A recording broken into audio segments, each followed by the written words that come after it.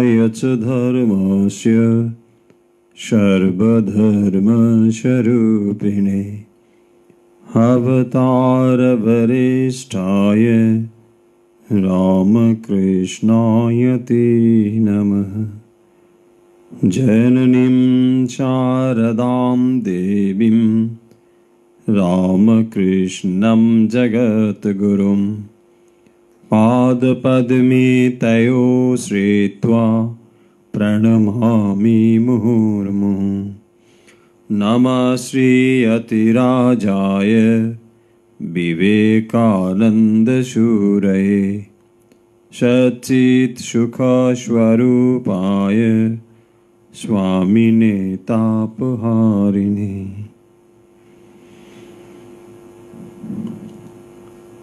ठाकुर माँ स्वामीजी चरणे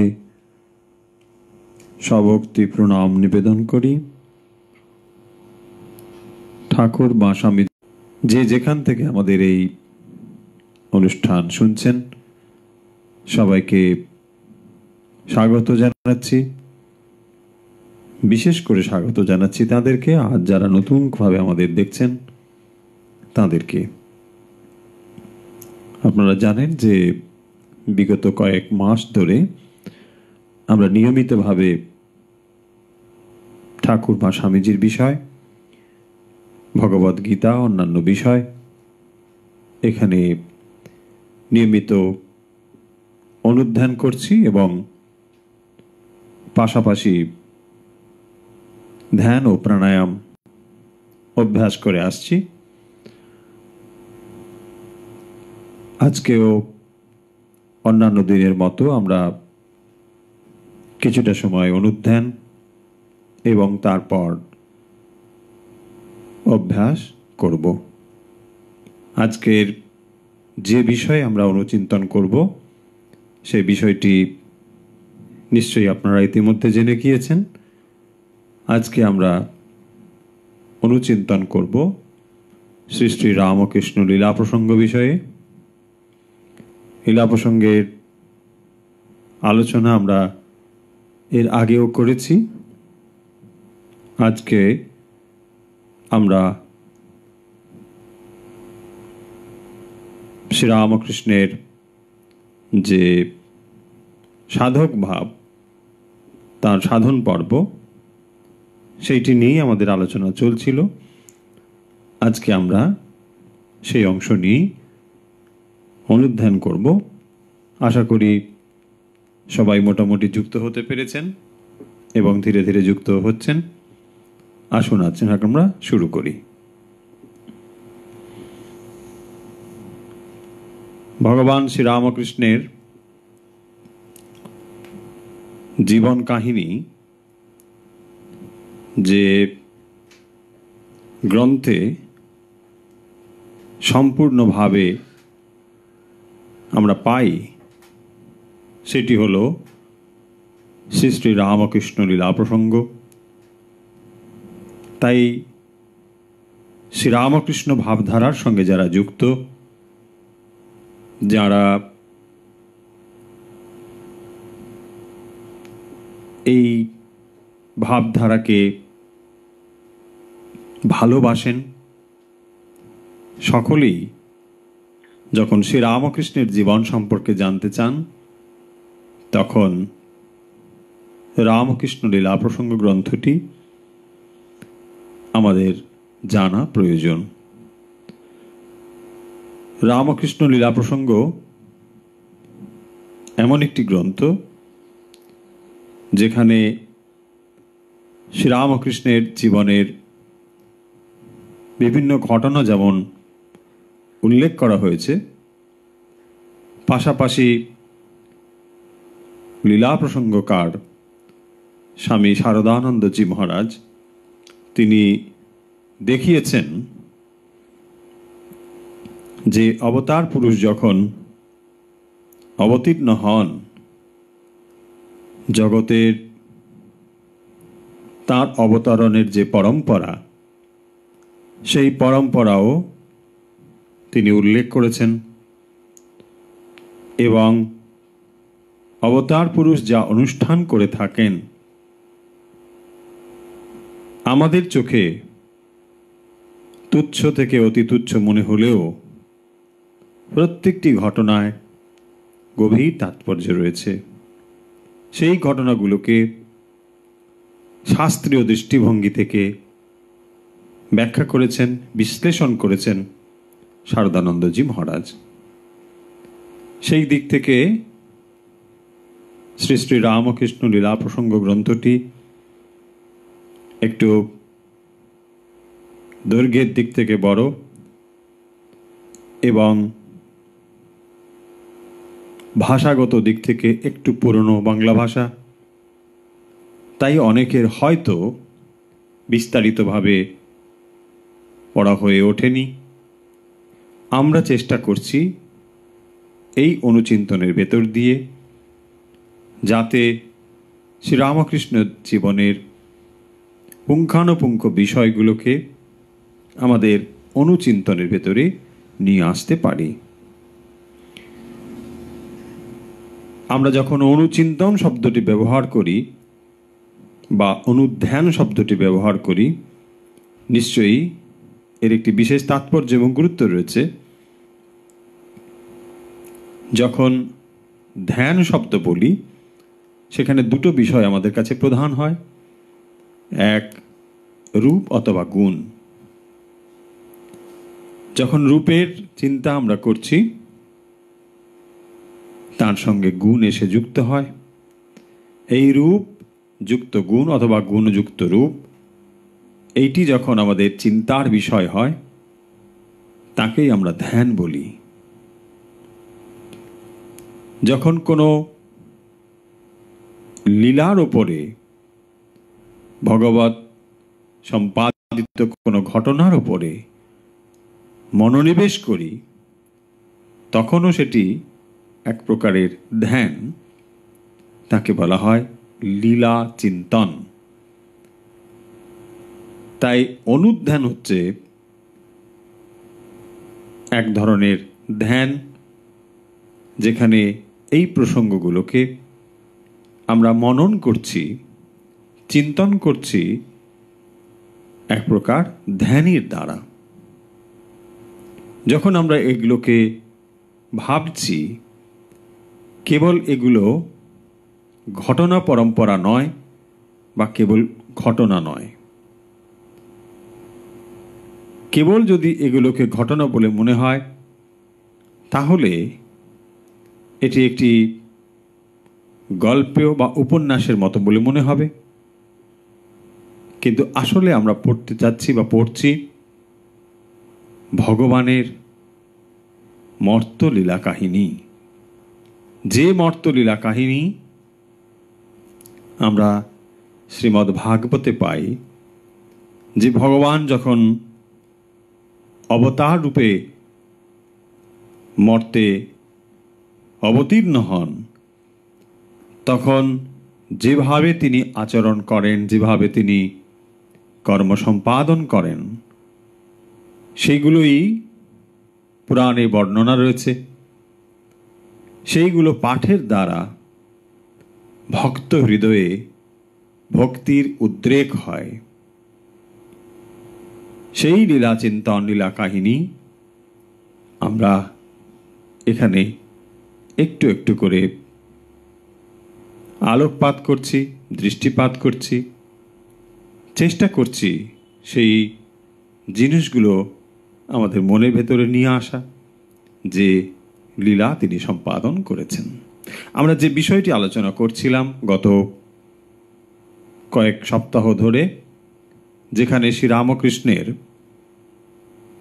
সাধক ভাব, যে যখন তিনি সাধনা করেছেন, কিভাবে তিনি সাধনা করে জগতের কাছে একটি নতুন দৃষ্টান্ত স্থাপন করেছেন, একটি নতুন ধর্ম ধারা আমাদের কাছে দিয়েছেন, সেইটি আমরা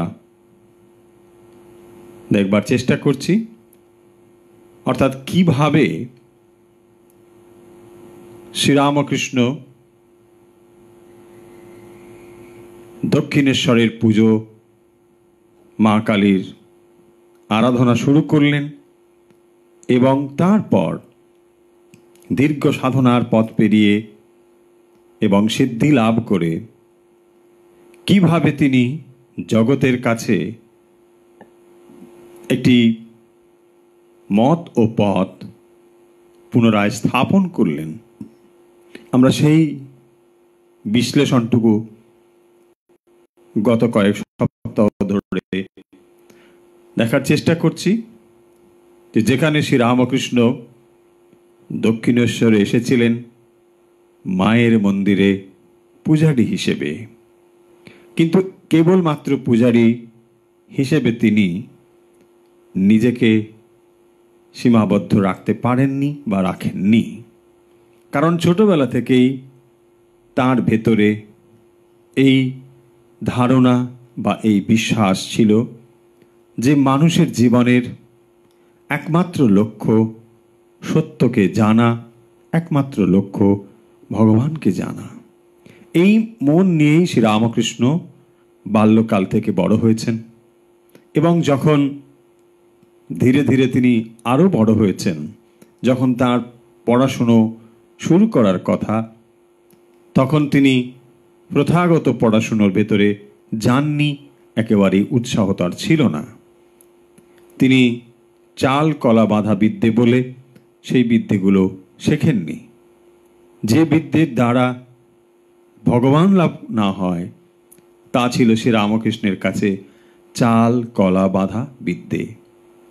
এই বিদ্যে না শিখে শ্রী রামকৃষ্ণ জীবনে কি করবেন দক্ষিণেশ্বরে এসে উপস্থিত হয়েছেন, কিন্তু তার যেহেতু লক্ষ্য স্থির ছিল, তিনি একমাত্র ভগবত আনন্দই লাভ করতে চান এবং খুব বাল্য অবস্থাতেই তিনি সেই অনুভবও লাভ করেছেন যখন তার ভাব সমাধি হয়েছে ছোটবেলায়। তাই এই ভাব নিয়ে শ্রীরামকৃষ্ণ সাধনা শুরু করেছেন। দক্ষিণেশ্বরে যখন এসেছেন সেই পরিবেশ যেন তাকে আরও বেশি সাহায্য করেছে সম্পূর্ণভাবে মায়ের দিকে মনকে নিমজ্জিত করতে। এবং আমরা লক্ষ্য করেছি দক্ষিণেশ্বরে এসে শ্রীরামকৃষ্ণ যে বিশেষ কোনো সাধন পদ্ধতি প্রথমের দিকে অবলম্বন করেছিলেন তা কিন্তু নয়। তার অন্তর যেন তাকেই গুরু রূপে তাকে সাহায্য করেছে। যে মন সাধকের অনেক অগ্রসর হওয়ার পর গুরুর স্থান গ্রহণ করে, শ্রীরামকৃষ্ণই বলেছেন খানিকটা অগ্রসরের পর মনই গুরু হয়ে দাঁড়ায়, তখন মনের ভেতর থেকেই সাড়া পাওয়া যায় সেটি সাধক অনেক অগ্রসর হলে। কিন্তু শ্রীরামকৃষ্ণের জীবনে যেন আমরা দেখতে পাচ্ছি প্রথম থেকেই তার মন এভাবেই প্রস্তুত ছিল। তিনি মনের থেকেই যেন নির্দেশ পেতেন কিভাবে তিনি সাধন করবেন। অন্তরের প্রবল ব্যাকুলতা তাকে একদিন দক্ষিণেশ্বরে মায়ের সেই রূপ দর্শনে সাহায্য করল। তিনি মায়ের যে বিশ্বজোড়া তার রূপ, সেই রূপটি তিনি দর্শন করলেন। শ্রীরামকৃষ্ণ মায়ের ভবতারিণী মায়ের দর্শন পেলেন এবং মায়ের দর্শন পাওয়ার পরে তার অন্তর যে পূর্ব ব্যাকুলতায় পূর্ণ ছিল এবং এই চেষ্টার ফলে তিনি কি ভুলেছিলেন, তিনি এতটাই ব্যাকুল ছিলেন তিনি শরীর ভুলেছেন। তিনি তার সমস্ত রকম আহার নিদ্রা সমস্ত ত্যাগ করে একমাত্র ভগবানের উদ্দেশ্যে, একমাত্র মাতৃদর্শন লাভের জন্যেই ব্যাকুল হয়েছিলেন। যখন শ্রীরামকৃষ্ণ সেটি লাভ করেছেন তারপরে আমরা দেখতে পাচ্ছি তিনি যেন সাধনায় মগ্ন হয়েছেন এবং তারপর তিনি একের পর এক সাধনা করেছেন। এবং যখন শ্রীরামকৃষ্ণ সাধনা শুরু করছেন তখন আমরা জানি তার কাছে তিনি দেখতে পেতেন যেন এক সন্ন্যাসী তাঁরই মতো তার কাছে উপস্থিত থাকতেন এবং তাকে কি কি সাধন করতে হবে, কে কে সেখানে আসবে, সব তাকে বলে দিতেন। এই দর্শন তার হয়েছিল, তাই শ্রীরামকৃষ্ণ পূর্ব থেকেই জানতে পারতেন কে কে তার কাছে আসবে, কার থেকে কি ধরনের সাধন পদ্ধতিতে কাকে অবলম্বন করতে হবে। যেহেতু তিনি প্রথাগত সাধন পদ্ধতি অবলম্বন করে মায়ের দর্শন লাভ করেননি, তাই শ্রীরামকৃষ্ণের মনে এই দ্বিধা বা সন্দেহ বা এই প্রশ্ন ছিল যে তিনি যেভাবে মায়ের দর্শন পেয়েছেন, সত্যিই কি তিনি মায়ের দর্শন পেয়েছেন? এই প্রশ্ন তার ভেতরে ছিল। তিনি পূর্ণ জ্ঞান লাভ করলেও যেহেতু তিনি প্রথাগতভাবে গুরু পরম্পরাভাবে সাধন করেননি, তাই তার মনে ইচ্ছে হয়েছিল যে গুরু পরম্পরাক্রমে যেভাবে সাধন পদ্ধতি রয়েছে সেই সমস্ত সাধনগুলো তিনি করবেন। এবং সেই সাধন করতে গিয়ে আমরা দেখেছি তিনি তন্ত্র সাধনও করেছেন। এবং এই তন্ত্র সাধন করবার পূর্বে তার কাছে এসে উপস্থিত হয়েছেন ভৈরবী ব্রাহ্মণী। সেই ভৈরবী ব্রাহ্মণী যে সেখানে দক্ষিণেশ্বরে এসে উপস্থিত হবেন এ কথা তিনি পূর্ব থেকেই জেনেছিলেন। তাই ভৈরবী ব্রাহ্মণী যখন এসে উপস্থিত হন, শ্রীরামকৃষ্ণের কাছে তাকে অপরিচিত বলে মনে হয়নি। তিনি তার কাছে পূর্ব পরিচিতের মতোই সাধন পদ্ধতি শিখেছেন এবং ভৈরবী ব্রাহ্মণীও শ্রীরামকৃষ্ণকে যেহেতু সন্তান রূপে দেখেছেন, তাই তাঁর ভেতরে তাঁর যা জ্ঞান শ্রদ্ধায় সমস্ত উজাড় করে দিয়েছেন শ্রীরামকৃষ্ণের ভেতরে। আমরা লক্ষ্য করেছি সেই অংশগুলো। এবং যেহেতু তিনি তন্ত্র সাধন জানতেন, শ্রীরামকৃষ্ণকে তন্ত্রের বিভিন্ন সাধন পদ্ধতি অবলম্বন করে একটির পর একটি অবস্থা লাভে সহায়তা করেছেন। এবং সেদিন তিনি যখন পূর্ণভাবে এই সাধন পদ্ধতিতে অর্থাৎ তন্ত্র সাধনায় প্রতিষ্ঠা লাভ করলেন, যখন শ্রীরামকৃষ্ণকে তিনি কি করলেন, একটি পূর্ণ যৌবনা নারীকে বিবস্ত্র অবস্থায় নিয়ে এসে শ্রীরামকৃষ্ণকে বললেন, বাবা এর কোলে বসে তুমি জপ করো। শ্রীরামকৃষ্ণ শুধু জপ করা নয়, তিনি ওই অবস্থায় বসে পূর্ণ সমাধি লাভ করেছিলেন এবং বিস্মিত হয়েছিলেন ভৈরবী ব্রাহ্মণী শ্রীরামকৃষ্ণের ওই অবস্থাটি দর্শন করে।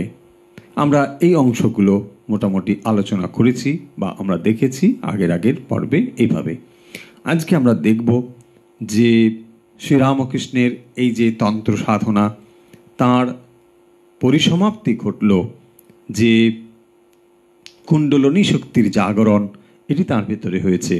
তিনি কুণ্ডলিনী শক্তির জাগরণ দেখেছেন।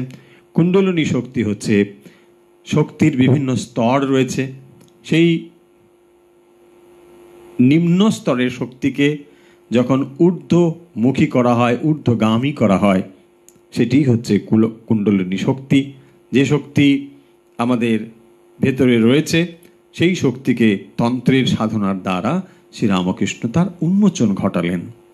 শক্তিকে নিম্ন স্তরে ব্যবহার না করে তার উচ্চ স্তরে ব্যবহারের যে পদ্ধতি, সেটি হচ্ছে কুণ্ডলিনী শক্তির জাগরণ।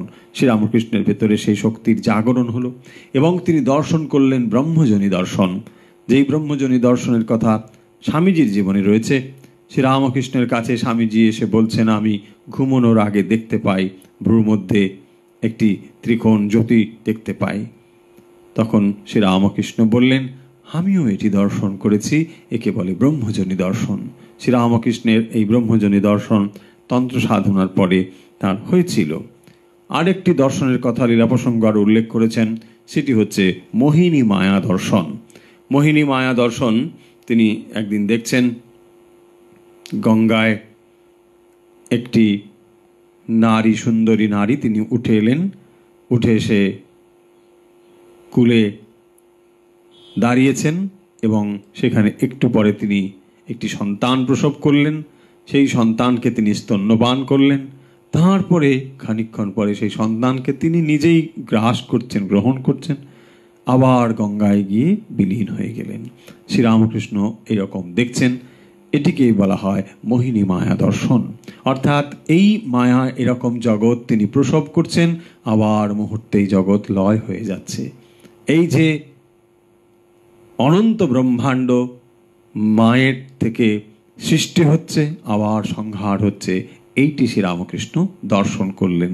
তন্ত্র সাধনার শেষে তার এই দর্শন হলো। এরপরে আমরা দেখতে পাচ্ছি যে শ্রীরামকৃষ্ণ একটির পর একটি সাধন যখন করছেন। আমরা মথুরবাবুর কথা এর আগে বলেছি। মথুরবাবু যেহেতু শ্রীরামকৃষ্ণের প্রতি পরম শ্রদ্ধাশীল ছিলেন, তিনি তাকে দর্শন করেছেন। একবার আমরা জানি যে যখন তিনি বারান্দায় হাঁটছেন তখন মথুরবাবু তাকে দর্শন করছেন, একবার কালী রূপে, একবার শিব রূপে। এই দর্শন তার হয়েছে এবং তারপর থেকে তিনি খুবই শ্রদ্ধা করতেন শ্রীরামকৃষ্ণকে। তার যে কোনো ইচ্ছে পূরণের জন্যে তিনি সবসময় উদ্গ্রীব হয়ে থাকতেন মথুরবাবু। এখন দেখতে পাচ্ছি আমরা মথুরবাবুকে শ্রীরামকৃষ্ণের এই তন্ত্র সাধনার পরবর্তী অধ্যায়ে যে মথুরবাবু তাঁর জমিদারিতে খুব উন্নতি শুরু হয়েছে। তিনি নানা রকমভাবে তাঁর জমিদারির প্রসার এবং ধন দৌলত ইত্যাদি বিরাট প্রসার এই সময় ঘটে। তার বিশ্বাস ছিল যে শ্রীরামকৃষ্ণের আশীর্বাদে নিশ্চয়ই এগুলো হয়েছে। তাই তিনি খুবই প্রীত ছিলেন শ্রীরামকৃষ্ণের প্রতি। একদিন তিনি ঠিক করলেন অন্নমেরু ব্রত অনুষ্ঠান করবেন। অন্নমেরু ব্রত অনুষ্ঠান মানে যেখানে ব্রাহ্মণদের আমন্ত্রণ করে আনা হয় এবং শ্রদ্ধার সঙ্গে তাদেরকে অন্ন দান করা হয়। তো সেইটি করা হলো অনেক টাকা পয়সা, ধন দৌলত এসব নানা রকম দিয়ে ব্রাহ্মণদের সন্তুষ্টি বিধানের জন্যে তাদেরকে আমন্ত্রণ করে নিয়ে এসে তাদেরকে এমন সুন্দর করে উপহার আদি দেওয়া হয়েছিল এই অন্নমেরু ব্রত অনুষ্ঠান। তো এইটির পরে আমরা দেখতে পাচ্ছি আরেকটি জিনিস, যেটি পদ্মলোচনের সঙ্গে ঠাকুরের সাক্ষাৎ।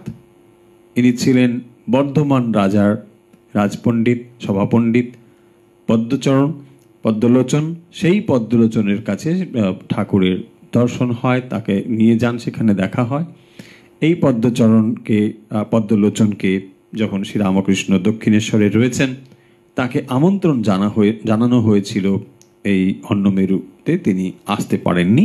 এটি উল্লেখ রয়েছে লীলা প্রসঙ্গে যে তিনি আসতে পারেননি। যাই হোক, কিন্তু ইনি যেহেতু একজন বেদান্তের পণ্ডিত ছিলেন, তিনি শ্রীরামকৃষ্ণের অবস্থা সম্পর্কে জানতেন এবং কেমন ছিলেন শ্রীরামকৃষ্ণ এগুলো তিনি ভালো করেই জানতেন।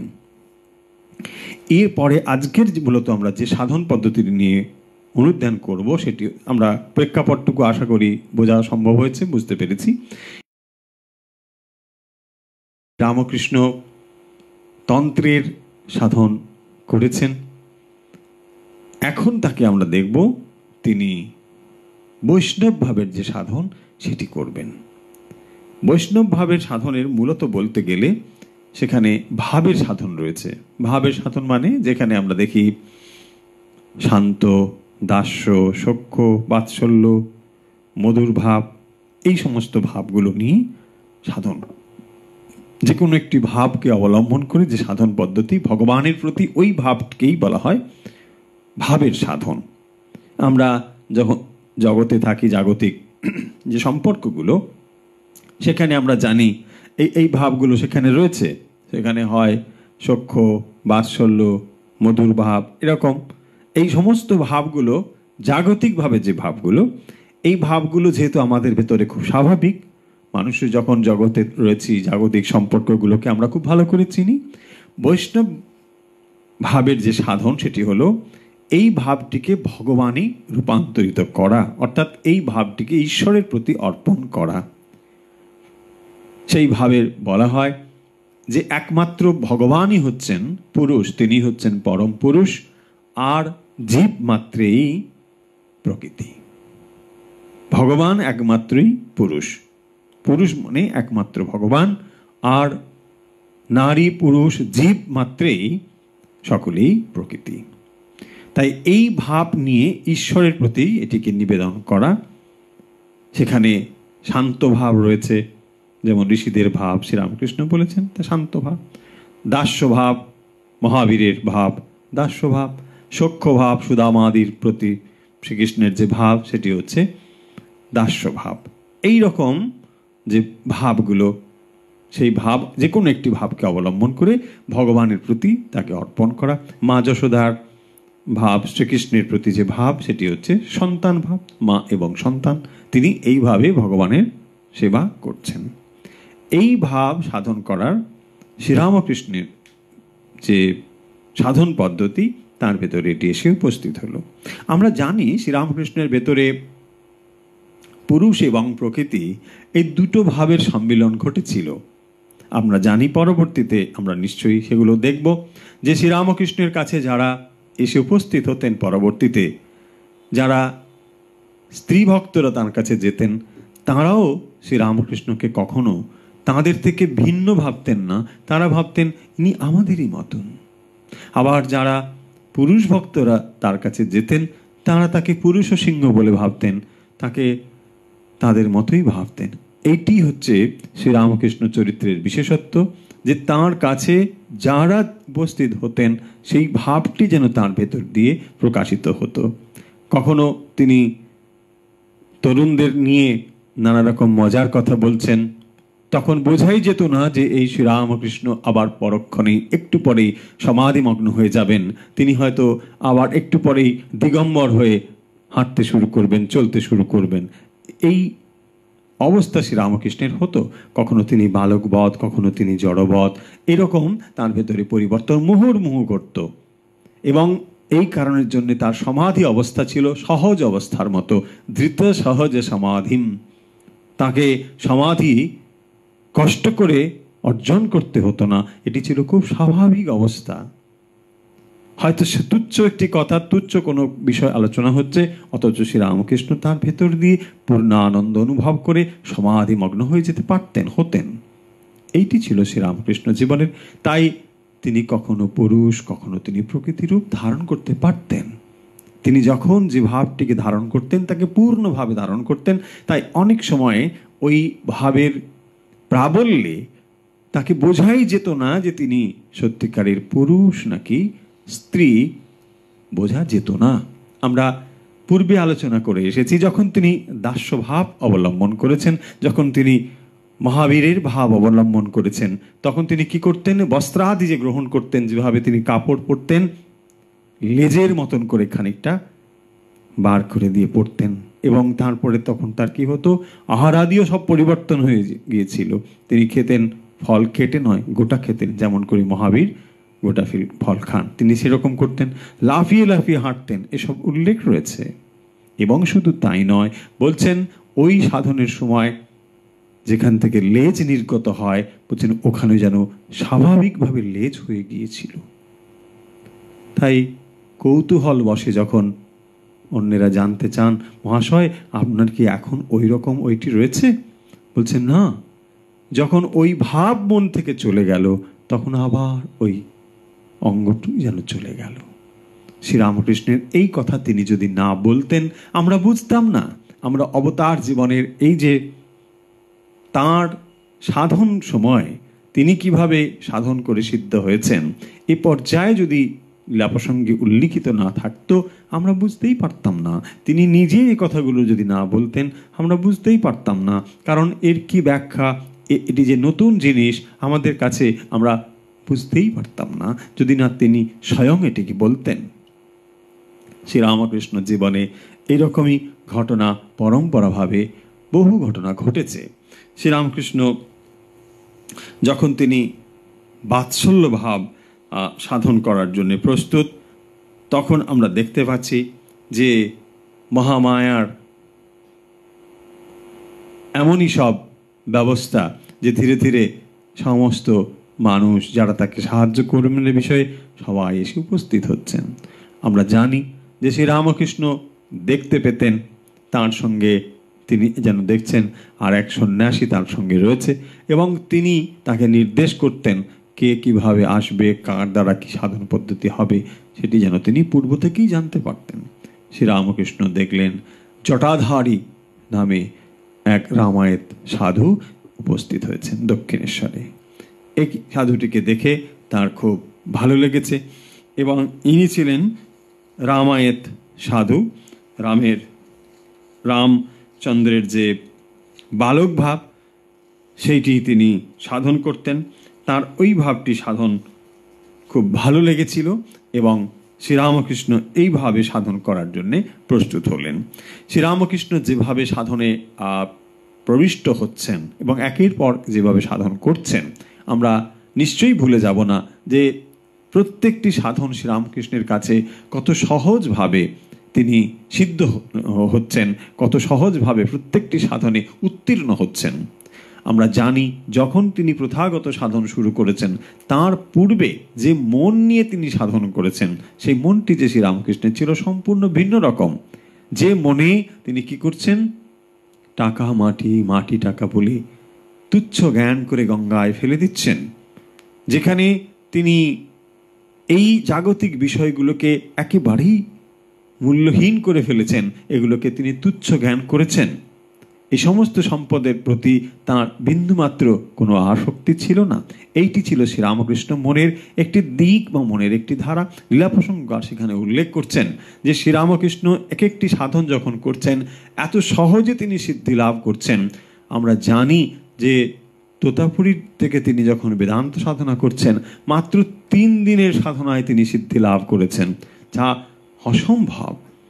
যে সাধন লাভ করেছেন স্বয়ং গুরু তোতাপুরী 40 বছরের দীর্ঘ সাধনার ফলে যেটি তিনি লাভ করেছেন সেটি শ্রীরামকৃষ্ণের ভেতরে দেখতে পাচ্ছেন মাত্র 3 দিনে সেটি তিনি লাভ করেছেন। তিনিও অবাক হয়ে যাচ্ছেন, গুরু স্বয়ং অবাক হয়ে যাচ্ছেন শিষ্যের এই অবস্থা দেখে। তাই শ্রীরামকৃষ্ণ যে মন নিয়ে সাধনা শুরু করেছিলেন সেই মনটি ছিল যে অসাধারণ। সেই মনটি কিভাবে সাধনা তিনি করেছিলেন আমরা যেমন এটি বললাম, তিনি নিজে নিজে কি ঠিক করেছেন যে তিনি ব্রাহ্মণ, এই যে ব্রাহ্মণত্ব জাতি তাকে উন্নত বলে মনে করে, এইটিকে তিনি কি করছেন সম্পূর্ণভাবে ভেঙে দিচ্ছেন। তিনি কি করেছেন, বইতে গা থেকে খুলে তিনি সাধন করছেন, ধ্যান করছেন।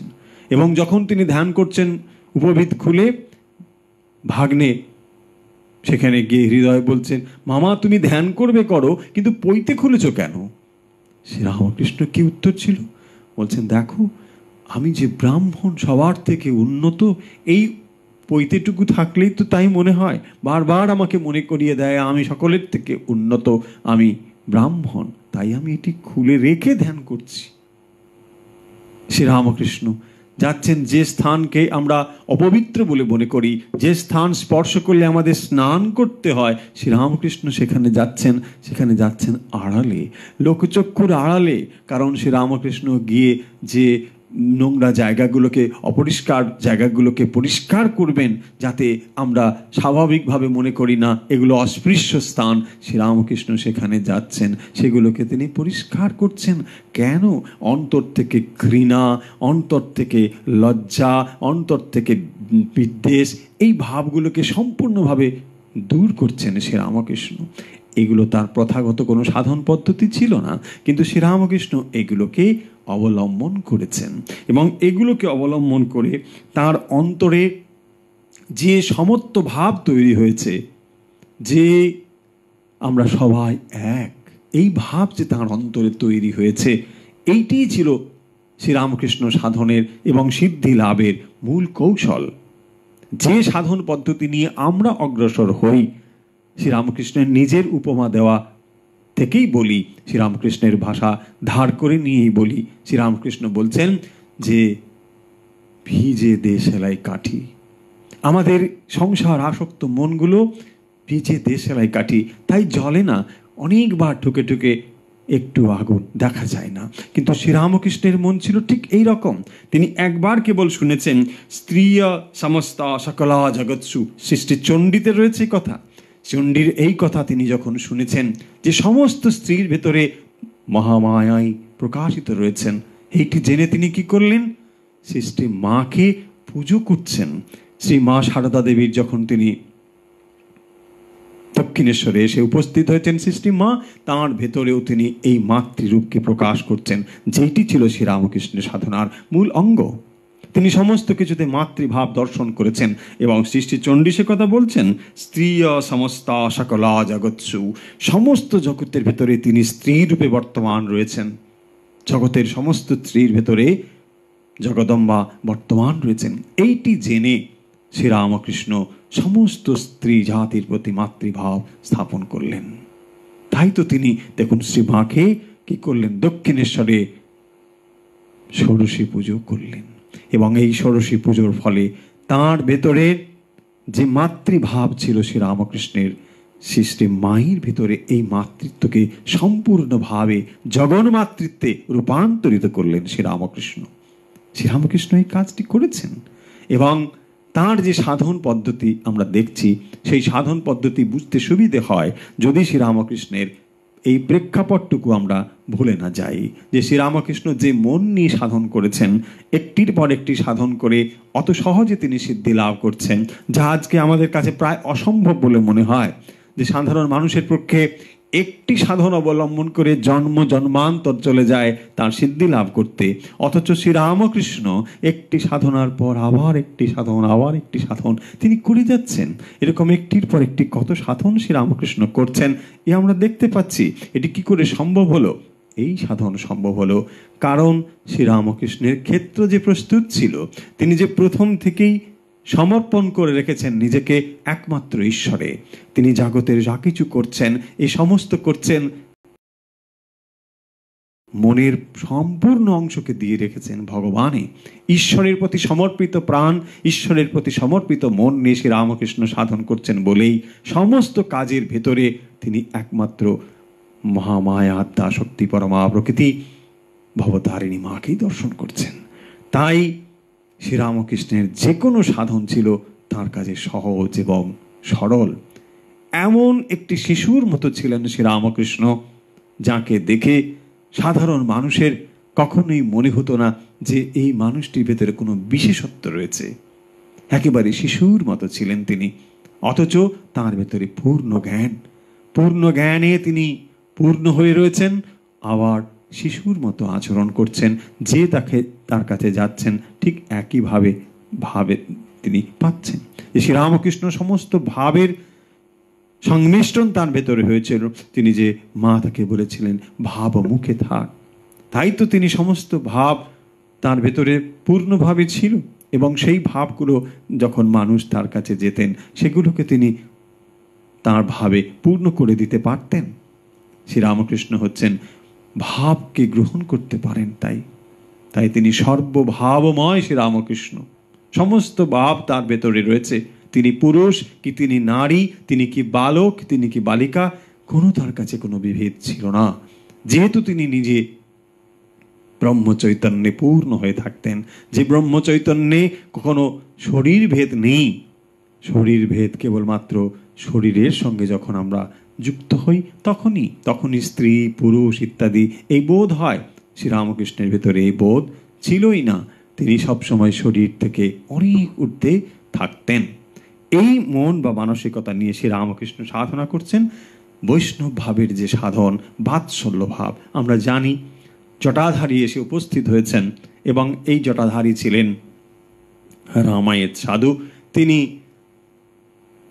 শ্রীরামচন্দ্রের যে বালগোপাল মূর্তি, এই বালগোপাল মূর্তির সাধক ছিলেন তিনি, এবং তাকে শুধু সাধক নয়, তিনি তাকে দর্শন করেছেন এবং তাকে চৈতন্য রূপে দর্শন করেছেন এই বালগোপালটিকে। তিনি বালগোপাল মূর্তি, তাকে নিজে খাওয়াতেন, নাওয়াতেন, তাকে অঞ্জলি দান করতেন, তাকে এমন করে নিয়েছিলেন যে এখানে দেখে কারোর মনে হতো না যে সেটি কেবলমাত্র একটি মূর্তি ছিল বা ছোট্ট একটি প্রতিমা ছিল, কখনো সেটি মনে হতো না। এইভাবে তিনি জীবন্ত তাকে দেখে তার প্রতি ওই ভাব আরোপ করেছিলেন। শ্রীরামকৃষ্ণের ওই ভাবটি দেখে ভালো লাগলো এবং তিনি এই সাধন করার জন্য প্রস্তুত হলেন। যখন তিনি প্রস্তুত হয়েছেন এই সাধনটি করবেন, জটাধারী তাকে প্রথাগত যে দীক্ষা দান সেটি দান করলেন এবং দীক্ষা দান করে বাৎসল্যভাবে যে সাধন পদ্ধতি অবলম্বন করে সাধন করা সেটি শ্রীরামকৃষ্ণ শুরু করছেন। এখন থেকে শ্রীরামকৃষ্ণের অন্তর কিভাবে পরিবর্তিত হয়ে যাচ্ছে একটু লক্ষ্য করি। আমরা জানি শ্রীরামকৃষ্ণ যে পরিমণ্ডলে বড় হয়েছেন ছোটবেলা থেকে, সেখানে তো রঘুবীর ছিলেনই, তার পরিবারে তো রঘুবীর ছিলেন। রঘুবীর সেখানেই তো তার পিতা রঘুবীরের আরাধনা করতেন। ছোটবেলা থেকে তিনি যখন উপবিত হয়েছে তখন তিনি গৃহদেবতাকে পুজো করেছেন, কিন্তু সেখানে তার এই ভাবটি ছিল না। শ্রীরামচন্দ্রের প্রতি তার এ ভাব ছিল না। তিনি ছিলেন প্রভু, আমি হলাম দাস, এই ভাব তার ছিল। কিন্তু এইখানে আমরা দেখতে পাচ্ছি শ্রীরামচন্দ্রের প্রতি যে ভাব বদলে গেল সম্পূর্ণ। এখানে তিনি হয়েছেন জননী এবং রাম হচ্ছেন গোপাল, বাল গোপাল। তিনি শ্রীরামচন্দ্রের যে ছোট্ট মূর্তি, সেইটি হচ্ছে তার সন্তান ভাব। শ্রীরামকৃষ্ণ এখানে হলেন তার মা, মাতৃভাব হয়েছে সন্তানের প্রতি, এই যে ভাবটি এখানে দেখতে পাচ্ছি। এবং তার সমস্ত কিছু বদলে গেল শ্রীরামকৃষ্ণের এই রামলালার প্রতি। তিনি তাকে মাতৃরূপে যত্ন করছেন, মাতৃরূপে তার সেবা করছেন। এবং এই সময়ের অবস্থা দেখে শ্রীরামকৃষ্ণকে বোঝা যেত না যে তিনি সত্যি নারী না পুরুষ, এটি তার বোঝা যেত না। যখন তিনি মা দুর্গার ভজন করছেন, তখনও বাইরে থেকে দেখে অনেকের বিভ্রান্ত হয়েছে, যে ঘটনা উল্লেখ রয়েছে লীলা প্রসঙ্গে, যে সত্যি বাবা এখানে দাঁড়িয়ে ভজন করছেন, এটা বোঝা যায়নি। সকলেই তাকে দেখছিল, কিন্তু তিনি এমনভাবে করছেন যে তাতে তাকে নারী বলে মনে হয়েছিল সকলেরই, কারো কোনো সন্দেহ বা অন্য কিছু হয়নি। আমরা জানি শ্রীরামকৃষ্ণের এরকম বাল্যকালেও ঘটনা রয়েছে, যখন পাইনদের বাড়িতে তিনি ওইরকম একটি মহিলা সেজে চলে গিয়েছিলেন। আমরা জানি সে ঘটনা তার বাল্যে হয়েছিল। অর্থাৎ শ্রীরামকৃষ্ণের ভেতরে এই সম্পূর্ণ ভাবগুলো পূর্ণ হয়েছিল ও তো বাল্যকাল থেকেই। এবং এখানে তিনি ভগবানের প্রতি যে জটাধারী সহায়তায় তিনি ঠাকুরের প্রতি, শ্রীরামচন্দ্রের প্রতি যে তাঁর বাৎসল্য ভাব, যে ভাবটি জটাধারীর ছিল, সেইটি তিনি কি করলেন, তাঁর প্রতি আরোপ করলেন। এবং শ্রীরামকৃষ্ণ এই ভাব নিয়ে সাধন করছেন। এই ভাবে সাধন করায় তিনি তাকে পূর্ণভাবে দর্শন করছেন, তাঁর চৈতন্য রূপ যেভাবে তিনি তাকে দর্শন করলেন। এই প্রসঙ্গে লীলা প্রসঙ্গকার বলছেন যে যেভাবে তাকে সাধন করতে হবে এবং যেভাবে তাঁর পরিণতি হবে, এই সমস্ত কিছুই যেন এরা জানতে পারেন। জেনেও, অর্থাৎ এই ধরনের অবতার পুরুষ যারা, তারা এই সমস্ত ঘটনাগুলোকে জেনেও তার কোনো বিধান বা তার কোনো প্রতিবিধান তারা করেন না। তারা জানেন যে যা যা পরম্পরাক্রমে ঘটতে চলেছে সেগুলো ঘটবে। এই প্রসঙ্গে তিনি এখানে কতগুলো জিনিস আলোচনা করেছেন লীলা প্রসঙ্গে, যে সেখানে বলছেন ভগবান শ্রীকৃষ্ণের কথা, যে ভগবান শ্রীকৃষ্ণ জানতেন তার পরিণতি কিভাবে হবে। তিনি জেনেও তিনি যেন অপেক্ষা করছিলেন, ওই গাছের ডালে পা দুটোকে, নিজের শরীরটিকে আড়াল করে পা দুটিকে একটু বাইরে রেখেছিলেন, যাতে করে ব্যাধকে বিদ্ধ করতে পারে। বলছেন এগুলো কি তিনি জানতেন না? তিনি কি নিজেকে রক্ষা করতে পারতেন না? তিনি জানেন এই পরিণতি, তবুও তিনি অপেক্ষা করেন যে এভাবেই যখন হবে তিনি যেন অপেক্ষা করেন। যীশুখ্রিস্টের জীবনেও তিনিও জানতেন এভাবেই তার পরিণতি হবে, কিন্তু তিনি তার কোনো প্রতিবিধান না করে অপেক্ষা করছিলেন। এইভাবে পরম্পরাক্রমে শ্রীরামকৃষ্ণের জীবনে তিনি বলছেন বা এখানে উল্লেখ করেছেন যে এইভাবে যে ঘটনাগুলো ঘটবে তিনি যেন জানতেন এবং তার প্রতিবিধান কোনো না করে কেবল অপেক্ষা করেন, যারা এইভাবে শ্রীরামকৃষ্ণ জীবন থেকে শুরু করে অবতার পুরুষদের জীবনে যা পরপর ঘটবে। আমরা জানি, সে কথা আমরা আগেও উল্লেখ করেছি, যে যেখানে শ্রীরামকৃষ্ণ দেখেছেন এরপরে তাকে কি সাধন করতে হবে, সেই সাধনগুলো কিভাবে হবে, কারা আসবে, যে বাৎসল্য ভাবের সাধন তিনি জটাধারীর কাছে সাধন পদ্ধতি অবলম্বন করে যে সাধন, দীক্ষা গ্রহণের ফলে যে সাধন, সেটি তিনি গ্রহণ করেছেন। এবং শ্রীরামচন্দ্রের প্রতি তার যে বালগোপাল মূর্তি, তার প্রতি তিনি সাধন পদ্ধতি অবলম্বন করে তা তিনি পূর্ণভাবে সে সিদ্ধি লাভ করেছেন। আমরা যখন দেখতে পাচ্ছি যে ভগবান শ্রীরামকৃষ্ণ তার এই বাৎসল্য ভাব সাধনের পরে সিদ্ধি লাভ করেছেন, এদিকে দেখতে পাচ্ছি জটাধারী তার যে দীর্ঘদিন ধরে তিনি রামলালাকে পুজো করে এসেছেন, যে রামলালা তার কাছে চৈতন্যরূপী রামলালা, যাকে তিনি চেতন দেখেছেন, জীবন্ত দর্শন করেছেন, এই রামলালাকে শ্রীরামকৃষ্ণের কাছে দিয়ে গেলেন। রামলালা শ্রীরামকৃষ্ণের কাছে থাকার পরে আমরা জানি এই রামলালা তিনি কি করতেন, তাকে গঙ্গায় যখন স্নান করাতে নিয়ে যেতেন, সেই গঙ্গায় স্নান করতে তিনি সাঁতার কাটতেন। এতটাই জীবন্ত ছিল শ্রীরামকৃষ্ণের কাছে এই রামলালা। তিনি দেখতেন যে তিনি যেন হাত পা নাড়ছেন একেবারে জীবন্ত, যেমন শিশু শ্রীরামচন্দ্র যেমনভাবে করেন ঠিক সেভাবেই তাকে দেখেছেন। এসব অলৌকিক জিনিস হয়েছে, এগুলো সাধকের জীবনে সত্য হয়েছে। সাধারণ মানুষের কাছে এগুলোকে অলৌকিক বলে মনে হয়, সাধারণ মানুষের কাছে এগুলো অকল্পনীয় বলে মনে হয়, কিন্তু এদের জীবনে এগুলো ঘটেছে। আমরা দেখলাম আজকে মূলত যে অংশটুকু, যে শ্রীরামকৃষ্ণের বাৎসল্য ভাবের যে সাধন, সেই বাৎসল্য ভাবের সাধনের সহায়ক করেছেন বা তাঁর গুরু ছিলেন এই সাধন পদ্ধতিতে জটাধারী এক রামায়ণ সাধু। তিনি তাকে এই পদ্ধতিতে সাধন কিভাবে করতে হয় সেগুলো শিখিয়েছেন। এবং শ্রীরামকৃষ্ণ যে রামচন্দ্রের প্রতি তাঁর ছোটবেলা থেকে, যাকে তিনি রঘুবীর বলে চিনেছেন, যাকে তিনি প্রভু এবং দাস্যভাবে সাধন করেছেন, তাঁর প্রতি আজ ভাব সম্পূর্ণ বদলে গেল। এবং শ্রীরামকৃষ্ণ জীবনে এগুলো আমরা ঘটতে দেখেছি। যখন তাঁর ভাব সম্পূর্ণ বদলে যায়, তাঁর প্রতি তাঁর আচরণও সম্পূর্ণ বদলে যায়। এই ভাব অবলম্বন করার পর তিনি পূর্ণভাবে সিদ্ধ হয়েছেন এবং রামলালাকে চৈতন্যরূপে দর্শন করেছেন। এবং শুধু দর্শন নয়, যে রামলালা মূর্তি জটাধারীর কাছে ছিল সেটিকে তিনি তাকে দান করে যান এবং তাকে নিয়ে যখন তিনি গঙ্গায় স্নান করাচ্ছেন তাকে দেখেছেন সেটিও যেন সাঁতার কাটছে। আজকে আমরা যে অংশগুলো মূলত আলোচনা করার চেষ্টা করলাম, যেগুলো অনুধ্যান করার চেষ্টা করলাম, যদি আর একবার আমরা চোখ বিলিয়ে নিই তাহলে কি দেখব? আজকে আমরা মূলত যে অংশটুকু দেখলাম, আমরা আলোচনা করবার চেষ্টা করছি শ্রীরামকৃষ্ণের সাধন পদ্ধতি, যেখানে অন্যান্য অবতারের ক্ষেত্রে আমরা দেখব তুলনামূলকভাবে যদি বিচার বিশ্লেষণ করে দেখি যে জগতের ইতিহাসে যত অবতার পুরুষ এসেছেন, খুব কম অবতারের ক্ষেত্রেই সাধন অংশ আমরা পাই। বিস্তারিত সাধন পদ্ধতি আমরা শ্রীরামকৃষ্ণ জীবন ছাড়া অন্যত্র কোথাও পাই না। একটু আধটু পাওয়া যায় নিশ্চয়ই, কিন্তু দীর্ঘ 12 বছরের যে সাধন পদ্ধতি শ্রীরামকৃষ্ণের এবং তাকে বিভিন্ন পর্যায়ক্রমে যে সাধন, এই বিশ্লেষণ কিন্তু অন্য কোথাও এত পুঙ্খানুপুঙ্খভাবে পাওয়া যায় না। কিভাবে ভগবান বুদ্ধে রূপান্তরিত হলেন, গৌতম বুদ্ধে রূপান্তরিত হলেন, তার কিছু কিছু কাহিনী নিশ্চয়ই পাওয়া যায়, কিন্তু কি ধরনের সাধন পদ্ধতি তিনি অবলম্বন করেছেন কার পর খুব বিস্তারিত কিছু জানা যায় না। শ্রীকৃষ্ণের জীবনেও তাই, এরকম পরবর্তী যত আমরা দেখতে পাবো অত বিস্তারিত জানা যায় না। যেমন আমরা দেখি ভগবান যীশুখ্রিস্টের ক্ষেত্রেও তার অনেকটা সময়ের কাহিনী কারোর কাছে জানাই ছিল না, কেউ জানেই না।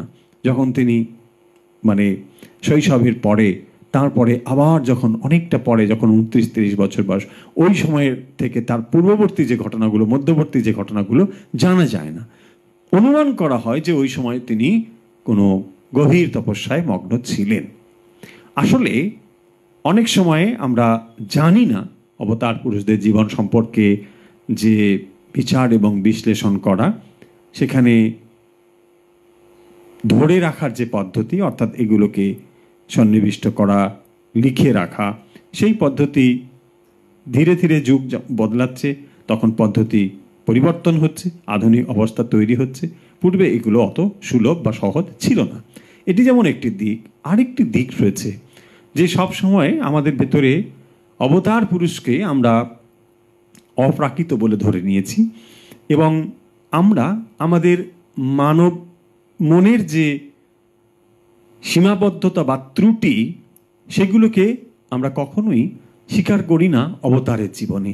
আমরা সবসময় মনে করি যে অবতার পুরুষ মানে তিনি একজন পূর্ণ, তাঁরও যে সাধন পদ্ধতি থাকতে পারে, তিনিও যে সাধনের দ্বারা পূর্ণভাবে সিদ্ধ লাভ করেছেন, এই অংশটুকু যেন আমাদের অন্তরে আমরা স্থান দিতে চাই না। ফলে কোথাও কোথাও যে জীবনী লেখা হয়েছে কোনো অবতার মহাপুরুষের জীবনে, সেখানে তাকে প্রথম থেকেই ধরে নেওয়া হয়েছে তিনি একজন পূর্ণ, কিন্তু তা নয়। অবতার পুরুষ যখন অবতার রূপে অবতীর্ণ হন, তখন তিনি যেন মানুষের মতোই আচরণ করেন। যদিও তিনি পূর্ণ জ্ঞানী, যদি তাকে আমরা পূর্ণ জ্ঞান প্রথম থেকেই ধরে নিই, তাহলে যে তার কোনো আচরণকেই আমরা মান্যতা দিতে পারি না। কারণ যিনি পূর্ণ জ্ঞানী, কেন তিনি সাধারণ মানুষের মতো আচরণ করেন? তার কোনো বিশ্লেষণ হয় না। কিন্তু যখন তিনি মানব রূপ ধারণ করেন, তিনি যেন মানুষ হয়েছেন। এই মানব লীলাই হচ্ছে ভগবানের মাধুর্যময় একটি লীলা, যেখানে তিনি পূর্ণ জ্ঞানী হয়েও নিজেকে যেন আরও সংকীর্ণ, ছোট করে ফেলেছেন। এই যখন তিনি নিজেকে ছোট করে মায়ার ভেতরে আবদ্ধ নিজেই করেছেন, তখন তিনি আবার যেন এরকম পাঠশালায় যান, নিজে যেন আবার শুরু করেন, লেখাপড়া শিখছেন, কিছুই যেন জানেন না, একটির পর একটি সাধন করে করে যেন সিদ্ধি লাভ করেছেন। এগুলো তো সাধারণ মানুষের কথা, সাধারণ সাধকের কথা। সাধারণ সাধক কী করেন? লেখাপড়া শেখেন, একটু সিদ্ধ হন, মানে সাধন অবলম্বন করেন, তারপরে তাকে সিদ্ধি লাভ করতে হয়। অবতার পুরুষের তো এমন নয়, কিন্তু তাঁর জীবনেও এমন ঘটনা ঘটেছে। আমরা জানি যে শ্রীরামকৃষ্ণ ব্যাকুলতার দ্বারা মায়ের দর্শন লাভ করেছেন এবং তারপর তিনি এই সমস্ত সাধনগুলোকে একের পর এক করেছেন। প্রথাগত যে সাধন পদ্ধতিগুলো, সেগুলো তিনি পরপর অবলম্বন করেছেন। এই সমস্ত সাধন পদ্ধতি অবলম্বন করে শ্রীরামকৃষ্ণ জগতের কাছে যে একটি নতুন তত্ত্ব, নতুন ভাবনা, নতুন দর্শন আমাদের কাছে দিয়ে যাবেন, সেটি হচ্ছে সমন্বয়ের কথা। শ্রীরামকৃষ্ণ ধর্মকে সমন্বয় করছেন। সমস্ত মত এবং পথ যে এক জায়গায়, এক গন্তব্যে নিয়ে যেতে পারে, এই তত্ত্ব বারবার প্রমাণিত হয়েছে জগতে। বিভিন্ন ধর্মের ক্ষেত্রে এটি প্রমাণিত হয়েছে, তথাপি মানুষ ভুলে গিয়েছে। এবং সেই কারণের জন্যই আপনারা জানেন, স্বামী বিবেকানন্দ শিকাগো ধর্ম মহাসভায় গিয়ে এই কথাই তিনি বলেছেন যে সমস্ত ধর্মমত এবং পথ সত্য। এইটি তো শ্রীরামকৃষ্ণ বলেছেন এবং স্বামী বিবেকানন্দ বলেছেন, এবং তার এই কথার উদ্গাতা হচ্ছেন স্বয়ং শ্রীরামকৃষ্ণ। তার জীবনে তিনি এই সাধনগুলো করেছেন। তিনি সমস্ত সাধন করার পর এই তত্ত্ব জগতের কাছে দিয়ে যাচ্ছেন যে সমস্ত মত এবং পথগুলো সত্য, সমস্ত মত এবং পথগুলো সত্য। যিনি পূর্ণভাবে সমস্ত দর্শন করেছেন, তিনি কথা বলার অধিকারী, এবং সে কথা শ্রীরামকৃষ্ণ বলছেন। তাই তাঁর জীবনের যে সাধনগুলো একের পর এক সাধন করেছেন, তিনি তন্ত্রের সাধন করে কিভাবে সিদ্ধ হয়েছেন, এগুলো আমরা আগে দেখেছি। আজকে মূলত আমরা দেখলাম শ্রীরামকৃষ্ণের আরেকটি নতুন সাধন পদ্ধতি, এবং সেটি হচ্ছে বাৎসল্য সাধন পদ্ধতি। বৈষ্ণব ভাবের যে সাধন পদ্ধতি, বৈষ্ণব তন্ত্রের যে সাধন পদ্ধতিগুলো রয়েছে, অর্থাৎ ভাবের সাধন। কি কি সেই ভাবের সাধন? শান্ত ভাব, দাস্য ভাব, সখ্য ভাব, মধুর ভাব, এই সমস্ত ভাবগুলোকে তিনি গ্রহণ করেছেন। শ্রীরামকৃষ্ণ সমস্ত ভাবগুলো যে সাধন করেছেন, পূর্বে পূর্বে যে সাধনগুলো করেছেন, সেগুলো আমরা আগে দেখেছি। আজকে মূলত আমরা দেখলাম তার বাৎসল্য ভাবের কথা। এরপর আমরা তার মধুর ভাবের সাধনও আসবো। কিভাবে তিনি মধুর ভাবের সাধন করেছেন শ্রীরাম। মধুর ভাবের সাধন অর্থ হচ্ছে ভগবানকে প্রতিরূপে চিন্তা করা। তিনি যেন প্রতি, অর্থাৎ আগেই আলোচনা করা হয়েছে বা আগেই আমরা সে কথা বলেছি, যখন ভগবান হচ্ছেন একমাত্র পুরুষ, আর স্ত্রী শরীর অথবা পুং শরীর ধারী যে কোনো জীব হোক না কেন, সে স্ত্রী। প্রকৃতি একমাত্র ভগবানই হচ্ছেন পুরুষ, তিনি হচ্ছেন পরম পুরুষ। সেই পরম পুরুষের প্রতি যে প্রেম নিবেদন, তাকেই বলা হয়েছে মধুর ভাবের, সেটি মূল কথা। এবং সেই প্রেমের দ্বারা কিভাবে ভগবানের সান্নিধ্য লাভ করা যায়, কিভাবে ঈশ্বর সান্নিধ্য লাভ করা যায়, সেইটি আমরা পরবর্তী পর্যায়ে আলোচনা করব। আজকে আমরা মূলত দেখার চেষ্টা করলাম যে শ্রীরামকৃষ্ণের এই বাৎসল্য সাধন পদ্ধতিতে জটাধারীর সহায়তায় তিনি কিভাবে বাৎসল্য সাধনে সিদ্ধি লাভ করেছেন, এবং ভগবান রামচন্দ্রের যে বালমূর্তি, সেইটিকে তিনি চৈতন্যরূপে দর্শন করেছেন, এবং সেই রামলালাকে তিনি নিজে চৈতন্যরূপে তাঁর সেবা করেছেন, পূর্ণ চৈতন্যরূপে দর্শন করেছেন। আজকের অনুধ্যান আমরা এখানেই শেষ করছি।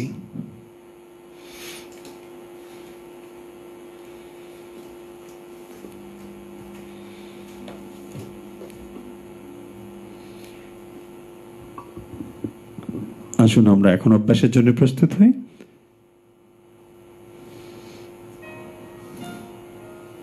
আশা করি আপনারা অভ্যাসের জন্য প্রস্তুত। যে যেখানে এই মুহূর্তে আমাদের সঙ্গে অভ্যাসে যে প্রস্তুত, সবাইকে আরেকবার স্বাগত জানাচ্ছি আমাদের এই অভ্যাস পর্বে। আমরা নিয়মিত এখানে অভ্যাস করি। আপনারা জানেন যে কিছুটা সময় আমরা অনুচিন্তন বা অনুধ্যান করি এক একটি বিষয় নিয়ে এক এক দিন। তারপর আমরা অভ্যাসের জন্য রাখি কিছুটা সময় ধ্যান এবং প্রাণায়াম অভ্যাস করি। আমরা অনেক তত্ত্ব আলোচনা করতে পারি, অনেক কিছু বিশ্লেষণ করতে পারি, অনেক চিন্তা করতে পারি, কিন্তু সব থেকে যেটি জরুরি সেটি হচ্ছে অভ্যাস। আমরা জানি যে খানিকটা অভ্যাস অনেকটা শোনা বা অনেক তত্ত্ব আলোচনার থেকেও অনেক বেশি গুরুত্বপূর্ণ। তাই শুরু করি অভ্যাস। আশা করি যে যেখান থেকে অভ্যাস করছেন সবাই প্রস্তুত হয়েছেন অভ্যাসের জন্যে। এখন অতিরিক্ত শব্দ থাকলে বন্ধ করে দিন, অতিরিক্ত আলো থাকলে বন্ধ করে দিন, আর আপনার পোশাক যেন ঢিলেঢালা হয় সেটি লক্ষ্য রাখুন। শুরু করছি। যে যেখানে বসে রয়েছেন, যেভাবে বসে রয়েছেন, পদ্মাসন, সুখাসন, সিদ্ধাসন অথবা চেয়ারে বসে শুরু করুন অভ্যাস। মেরুদণ্ড সোজা রাখুন। যে কোনো অভ্যাসের সময় মনে রাখবেন মেরুদণ্ড সোজা রাখা জরুরি। মেরুদণ্ড সোজা রাখুন।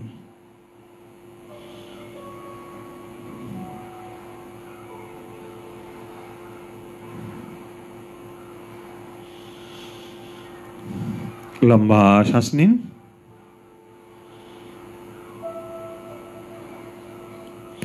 লম্বা শ্বাস নিন, ছেড়ে দিন।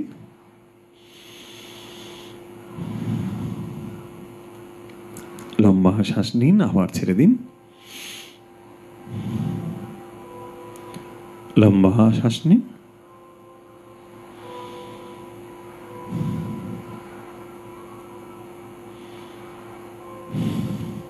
লম্বা শ্বাস নিন।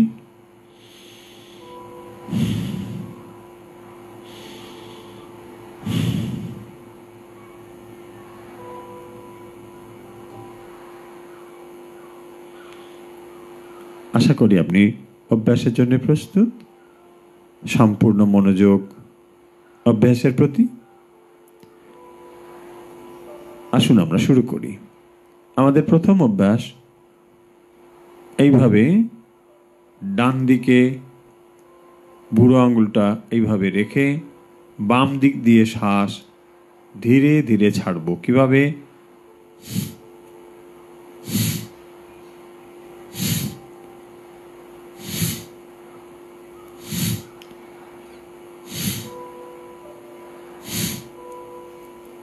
বাম দিকে 10 বার, ডান দিকে 10 বার দিয়ে শুরু করব। বাম দিকে 10 বার করুন, ডান দিকে 10 বার করুন। আমরা কেবল কতগুলো সহজ প্রাণায়াম এখানে বলি, আপনারা নিশ্চয়ই সেটি লক্ষ্য করেছেন। যে কেউ এটি করতে পারেন, খুবই সহজ প্রাণায়াম। বাম দিকে 10 বার, বাম দিকে 10 বার হয়ে গেলে ডান দিকে 10 বার করুন।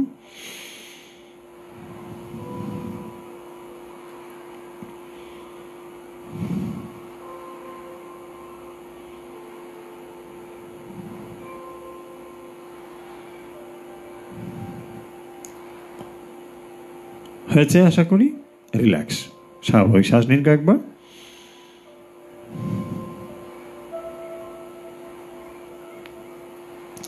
এরপর আমরা যে প্রাণায়ামটি করছি, ডান দিকে এইভাবে বন্ধ রেখে শ্বাস নেব বাম দিকে, ছাড়বো ডান দিকে। শুরু করি।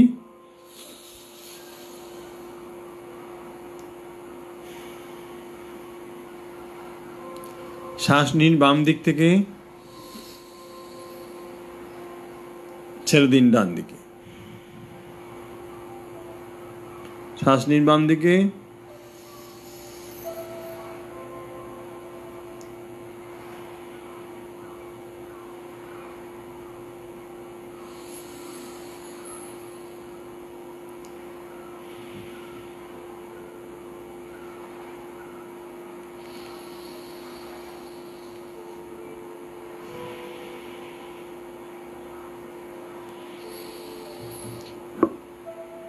শ্বাস নিন বাম দিকে, ছেড়ে দিন ডান দিকে। ধীরে ধীরে বাম দিকে শ্বাস নিন, ধীরে ধীরে ডান দিকে ছেড়ে দিন।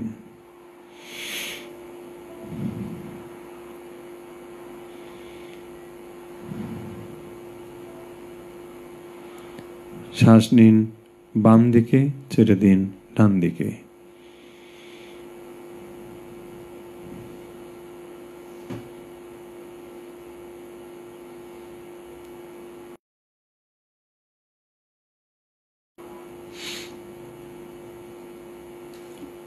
ধীরে ধীরে শ্বাস নিন বাম দিকে, ছেড়ে দিন ডান দিকে।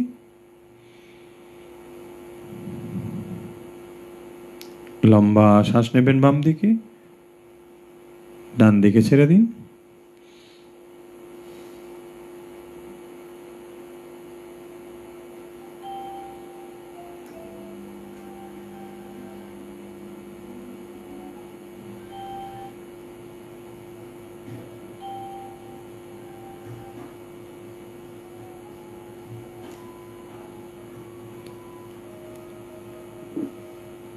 বাম দিকে শ্বাস নিন, ডান দিকে ছেড়ে দিন।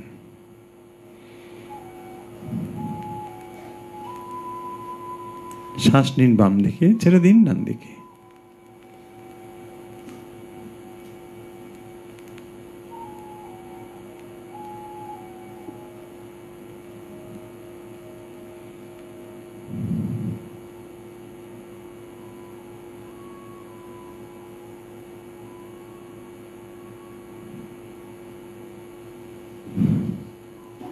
রিল্যাক্স।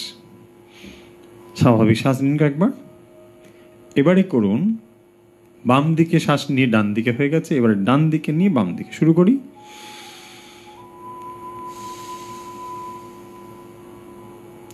শ্বাস নিন ডান দিকে ধীরে ধীরে, ছেড়ে দিন বাম দিকে ধীরে ধীরে। শ্বাস নিন ডান দিকে ধীরে ধীরে,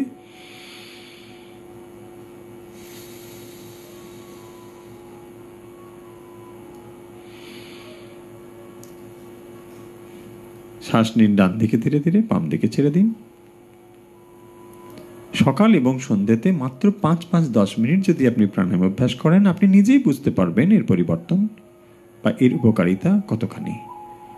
আমরা খুব সহজ প্রাণায়াম করি, আমরা রাজযোগের কঠিন প্রাণায়াম বা হঠযোগের প্রাণায়াম এগুলো একেবারেই এখানে করি না।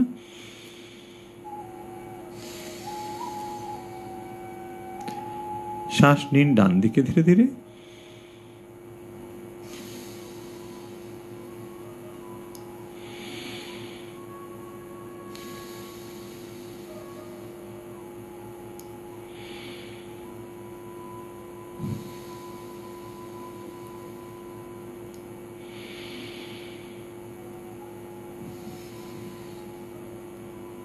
শ্বাস নিন ডান দিকে ধীরে ধীরে, ছেড়ে দিন বাম দিকে।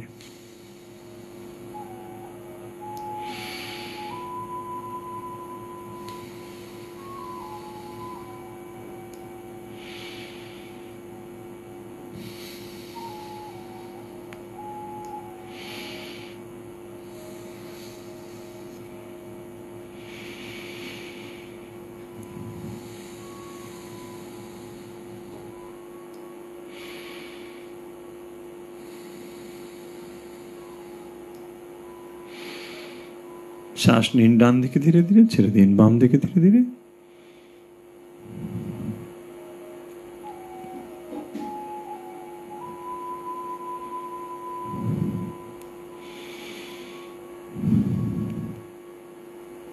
হয়েছে আশা করি। রিল্যাক্স। কয়েকবার স্বাভাবিক শ্বাস নিন।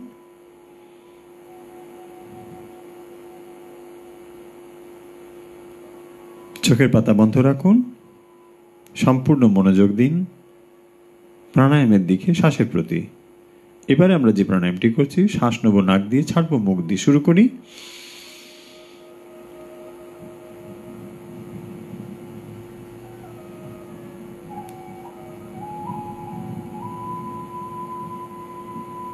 শ্বাস নিন নাক দিয়ে, দুটো নাক দিয়ে শ্বাস নেবেন, ছেড়ে দিন মুখ দিয়ে।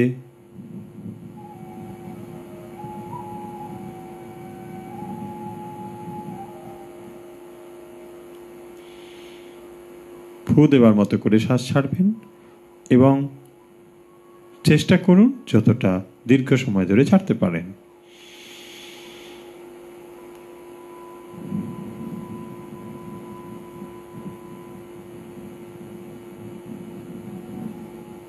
ধীরে ধীরে শ্বাস ছাড়বেন, ধীরে ধীরে, অথচ একটানা।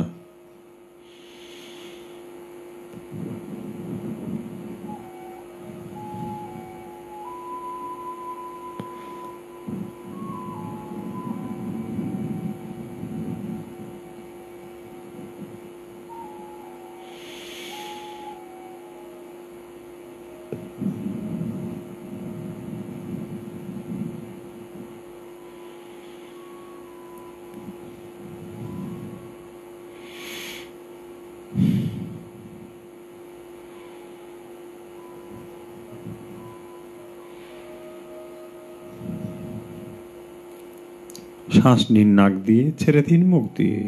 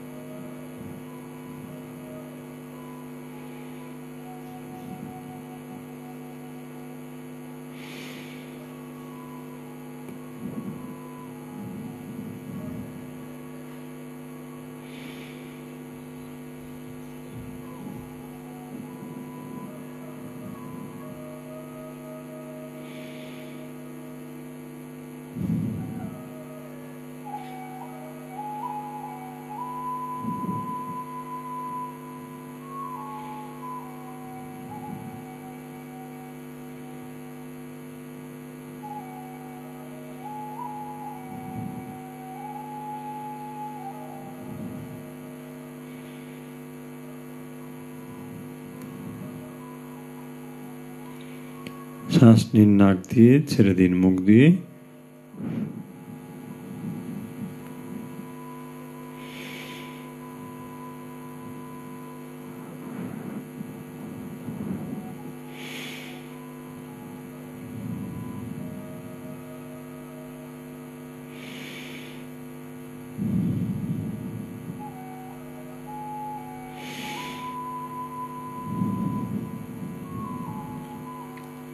রিল্যাক্স। এরপর আমরা যেটি করছি, দুবারে শ্বাস নেব, দুবারে ছাড়বো। কিভাবে করতে হয় আপনাদের নিশ্চয়ই মনে আছে। কিভাবে আমরা করব? শ্বাস নেব দুবারে,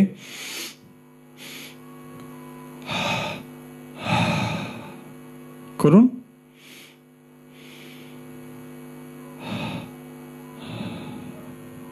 শ্বাস নিন দুবারে, নাক দিয়ে শ্বাস নিন দুবারে, মুখ দিয়ে ছেড়ে দিন। করুন অভ্যাস।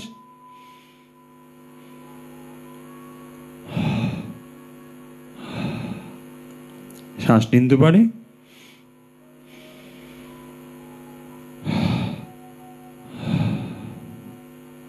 শ্বাস নিন দুবারে,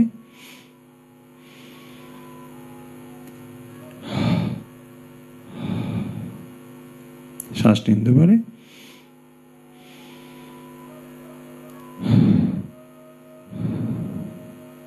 রিল্যাক্স। কয়েকবার স্বাভাবিক শ্বাস নিন।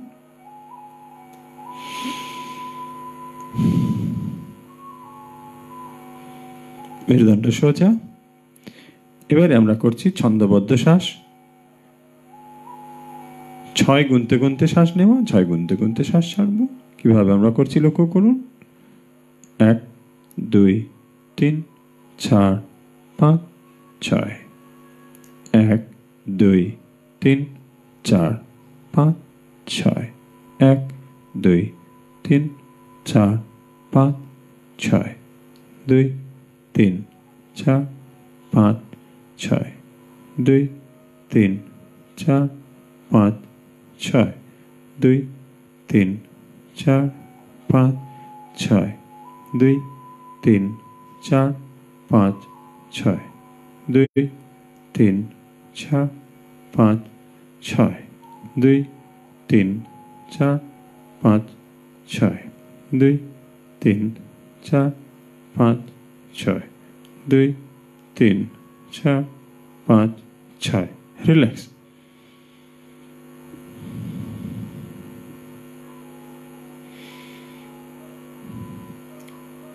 চোখের পাতা বন্ধ, হালকা করে চোখের পাতা বন্ধ করে দিন। মেরুদণ্ড সোজা। জ্ঞান মুদ্রায় দুই হাত হাঁটুর ওপরে অথবা বাম হাতের ওপর ডান হাত এইভাবে কোলের ওপর রেখে মেরুদণ্ড সোজা রেখে বসুন। শ্বাসের গতি স্বাভাবিক রাখুন। ধীরে ধীরে শ্বাস নিন, ধীরে ধীরে ছাড়ুন। চোখের পাতা বন্ধ। চোখের পাতা যখন খুলতে বলা হবে কেবল তখনই খুলবেন, তার আগে চোখের পাতা খুলবেন না। বারবার ধ্যান করতে করতে চোখের পাতা খুললে ধ্যানের যে কাঙ্ক্ষিত অনুভব তা আপনি করতে পারবেন না।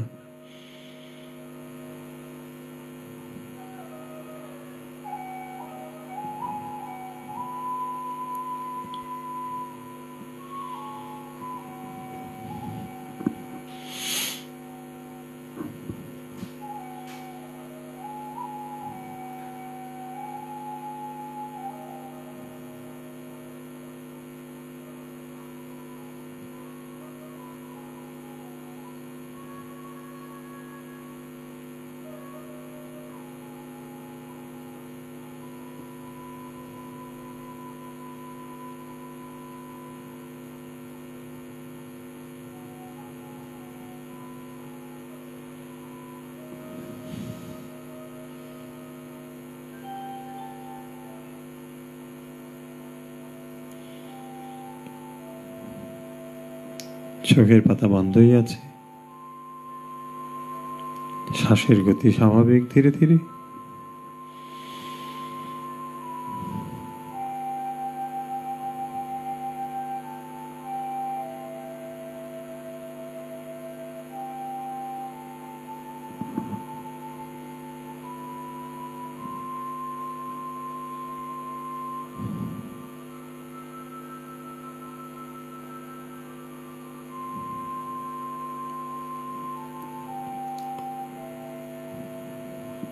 আপনি ধ্যান করার জন্য প্রস্তুত? এই মুহূর্তের জন্যে মন থেকে অন্যান্য সব চিন্তা দূর করে দিন। আপনি ধ্যানের জন্য প্রস্তুত? এই মুহূর্তে কল্পনা করুন কেবলমাত্র আপনি রয়েছেন এবং আপনার ভগবান রয়েছে, এছাড়া আর কেউ নেই, কোনো সম্পর্ক নেই। আপনি এই মুহূর্তে কারো পিতা, কারো মাতা অথবা কোনো সম্পর্ক সঙ্গে নেই। আপনি সম্পূর্ণ পৃথক একজন মানুষ এবং আপনি ভগবান লাভ করবার জন্যে, ঈশ্বর লাভ করার জন্যে, আত্মজ্ঞান লাভ করবার জন্যে এই ধ্যান পদ্ধতি অবলম্বন করছেন।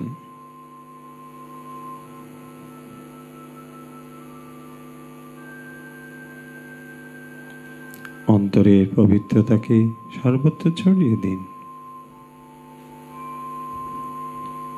মনে মনে চিন্তা করুন, পূর্বে, পশ্চিমে, উত্তরে, দক্ষিণে সব দিকে আপনার মনের পবিত্রতা আপনি ছড়িয়ে দিচ্ছেন।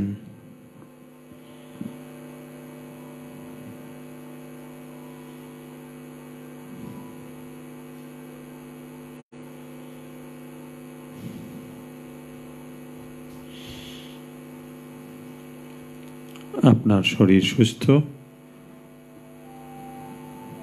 মন দৃঢ়, সাধনের জন্য প্রস্তুত।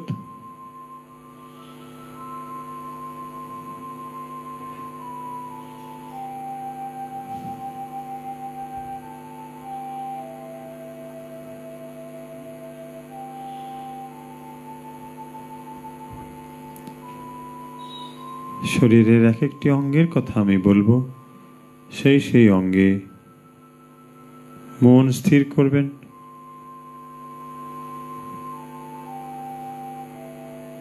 এবং অনুভব করবেন একটু একটু গরম অনুভূত হবে এবং তারপর ওই অঙ্গগুলোকে শিথিল করে দেবেন।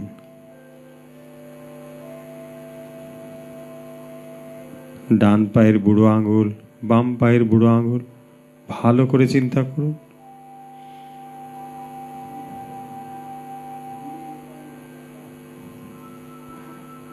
ডান পা, বাম পা প্রত্যেকটি আঙ্গুল পৃথক করে চিন্তা করুন।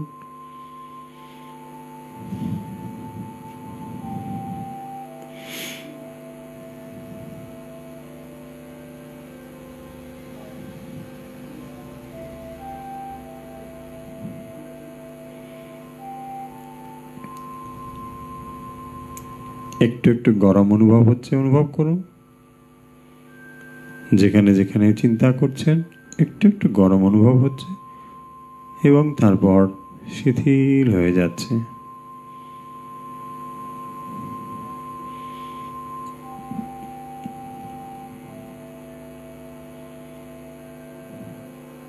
পায়ের পাতা,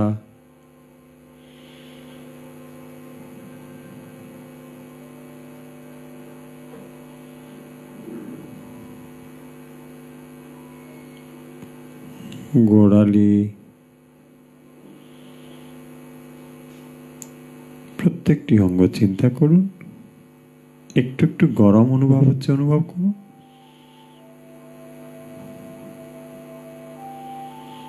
এবং শিথিল করে দিন।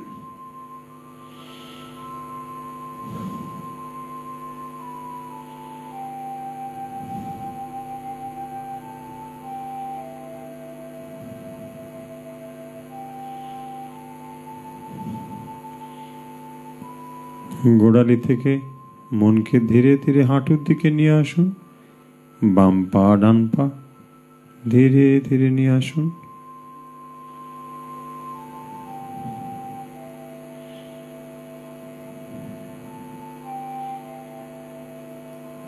একটু একটু গরম অনুভব হচ্ছে এবং তারপর শিথিল হয়ে যাচ্ছে।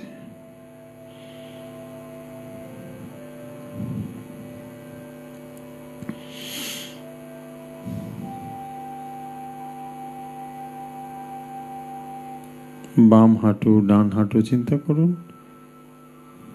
অনুভব করুন একটু একটু গরম অনুভব হচ্ছে এবং শিথিল করে দিন।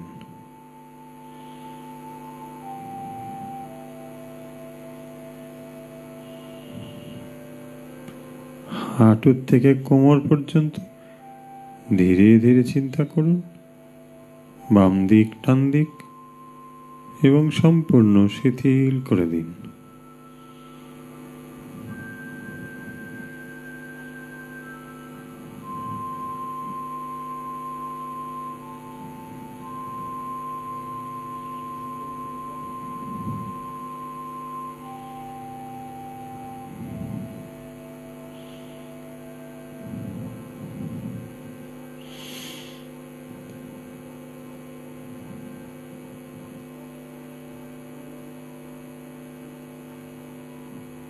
পিঠ, মেরুদণ্ড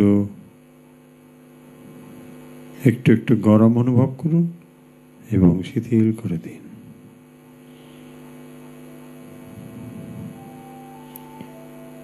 পেট, বুক,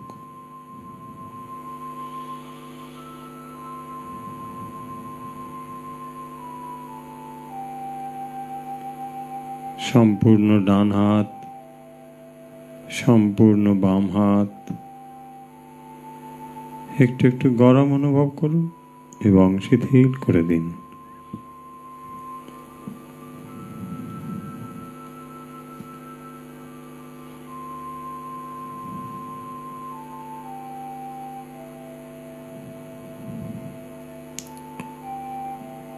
গলা, ঘাড় শিথিল করে দিন।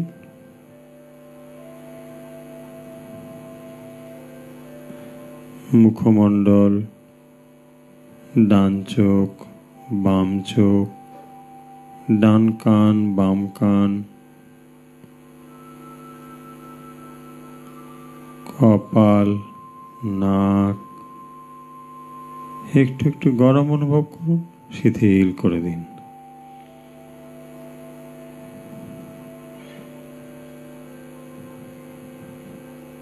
অনুভব করুন আপনার সম্পূর্ণ শরীর শিথিল হয়ে গেছে।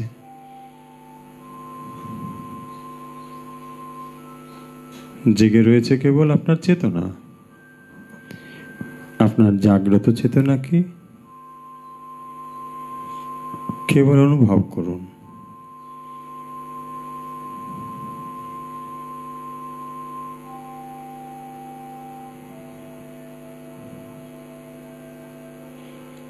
ধীরে ধীরে শ্বাস নিন, ধীরে ধীরে ছাড়ুন।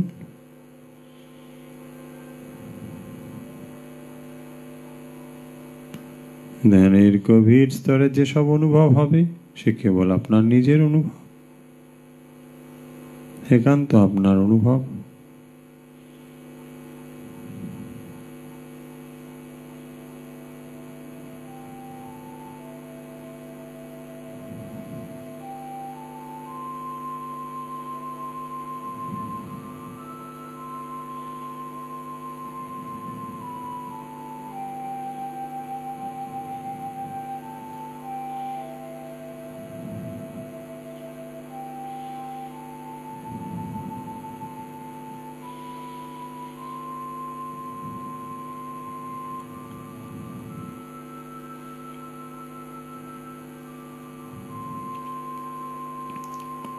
মন দিন শ্বাসের পথে, কিভাবে নাকের ভেতর দিয়ে শ্বাস ভেতরে ঢুকছে এবং কিভাবে বেরোচ্ছে আপনি অনুভব করুন।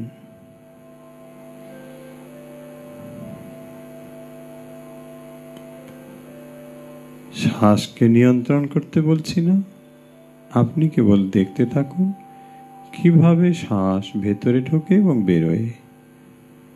আপনি নাকের দেওয়ালে শ্বাসের স্পর্শ অনুভব করুন।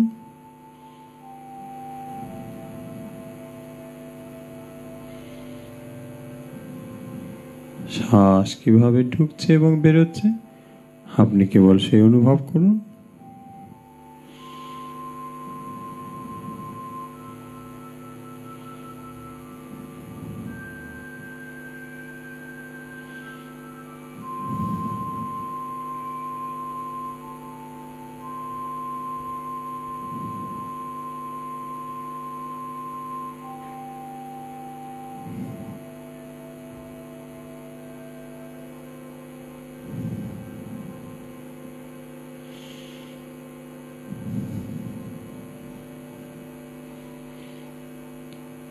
শ্বাস কিভাবে ঢুকছে এবং বেরোচ্ছে আপনি অনুভব করুন।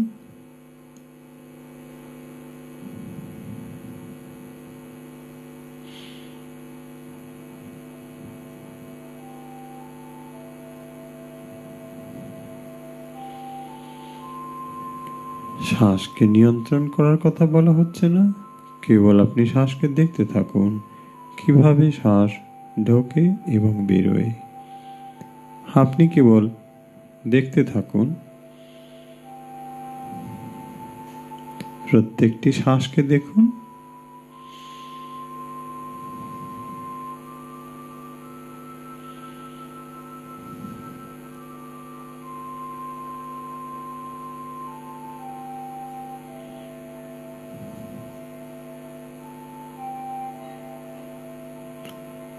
প্রত্যেকটি শ্বাসকে আপনি দেখুন কিভাবে ভেতরে আসছে এবং বেরোচ্ছে।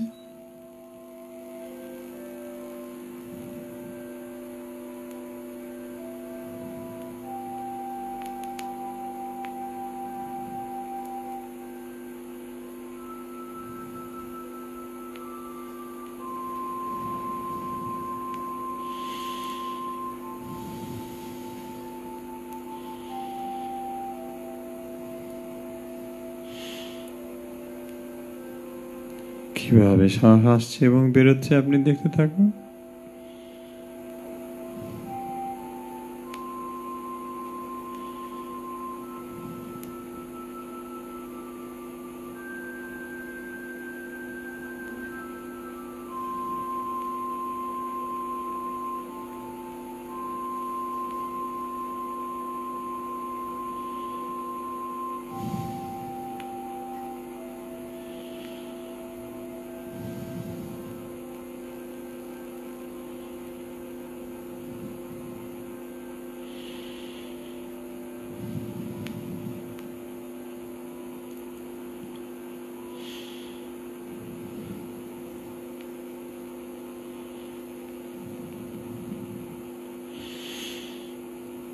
এবারে মন নিয়ে আসুন হৃদয়ে।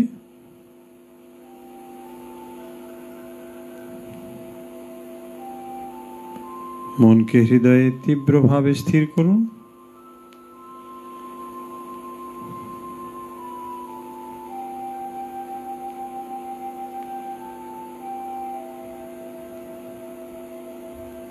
চেতনাকে গভীরভাবে অনুভব করুন হৃদয়ে।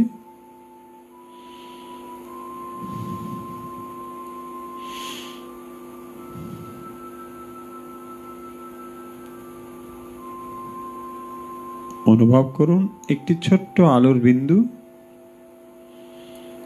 একটি ছোট্ট সাদা আলোর বিন্দু হৃদয়ে অনুভব করুন।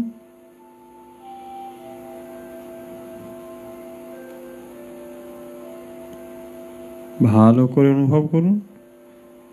ছোট্ট একটি সাদা আলোর বিন্দু অনুভব করুন।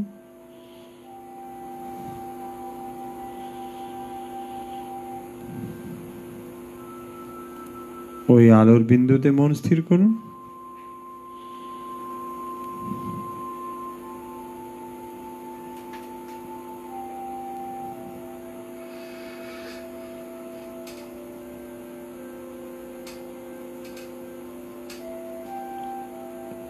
ছোট্ট আলোর বিন্দুতে মন স্থির করুন।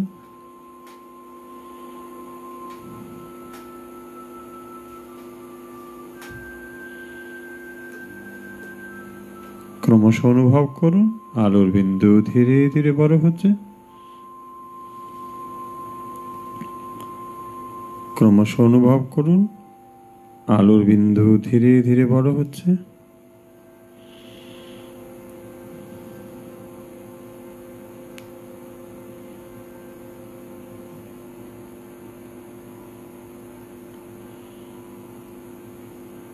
হৃদয়ে হৃদয়ে আলোর বিন্দুকে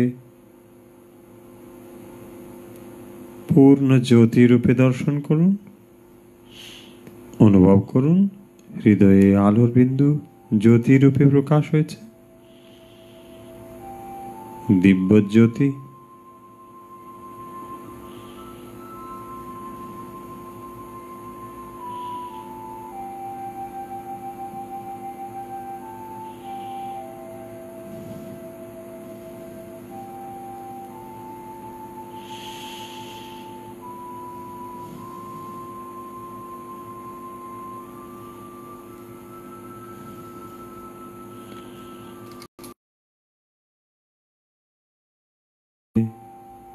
দিব্য জ্যোতিকে অনুভব করুন। আলোর জ্যোতি যেমন সাদা রঙের আলো, ঠিক ওইভাবেই জ্যোতিকে অনুভব করুন হৃদয়ে। ওই জ্যোতিতে মনকে স্থির করুন।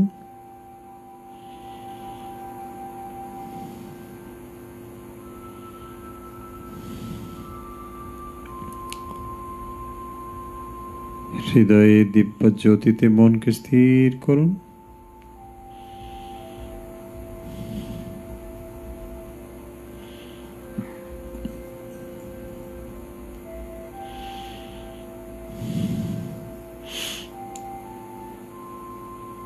সাদা আলোর জ্যোতি হৃদয়ে অনুভব করুন।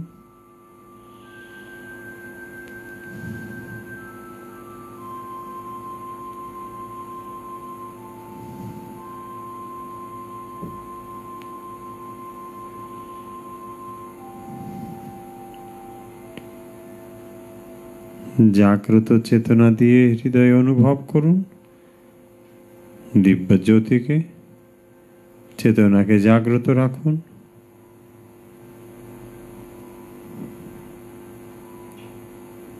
তন্দ্রা যেন আপনার জাগ্রত চেতনাকে আচ্ছন্ন না করে ফেলে।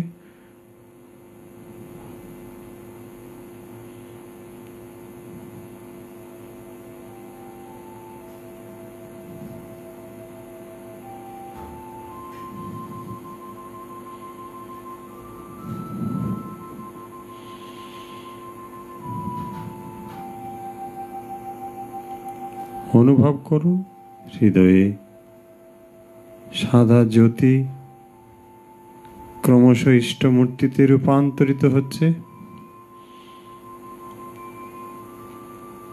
অনুভব করুন জ্যোতির্ময় ইষ্টমূর্তি হৃদয়ে অনুভব করুন।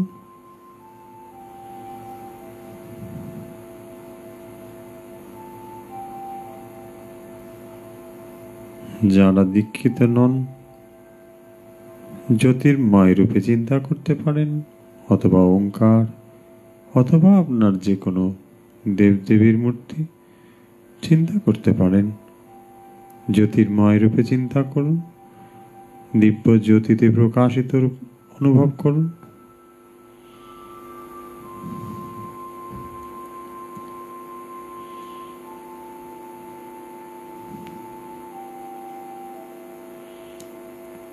হৃৎপদ্মে জ্যোতির্ময় ইষ্টমূর্তিকে দর্শন করুন।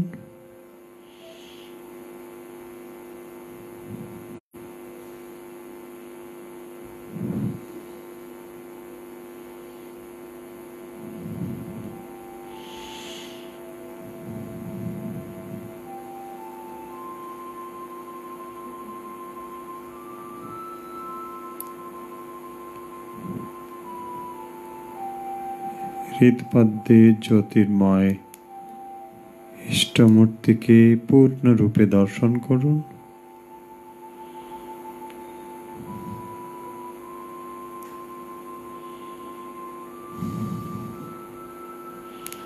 ধীরে ধীরে শ্বাস নিন।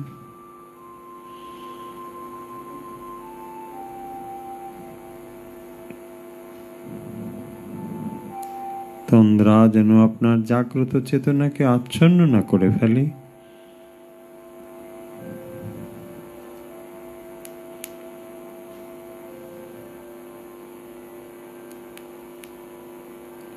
অনুভব করুন হৃৎপদ্মে ইষ্টমূর্তি চৈতন্য রূপে প্রকাশিত।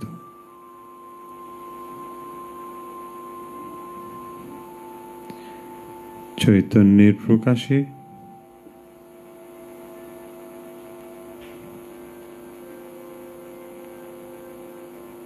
হৃদয় পূর্ণ হয়েছে অনুভব করুন, আনন্দ অনুভব করুন।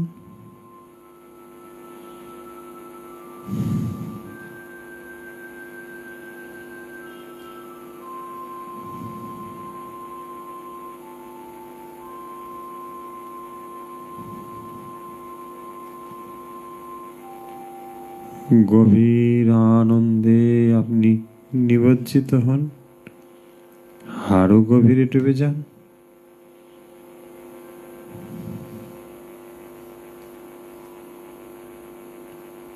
এমন আনন্দ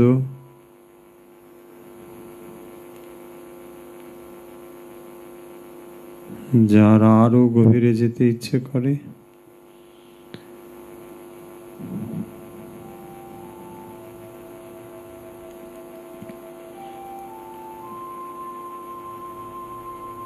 জীবন্ত জ্যোতির্ময় ইষ্টমূর্তিকে দর্শন করুন।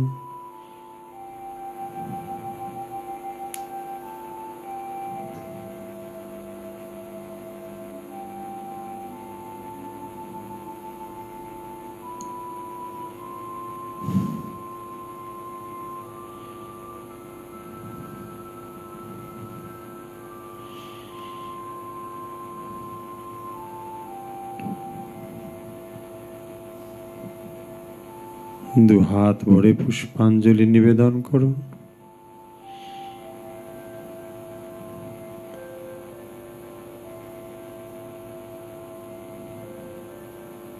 পাদ্য দিন।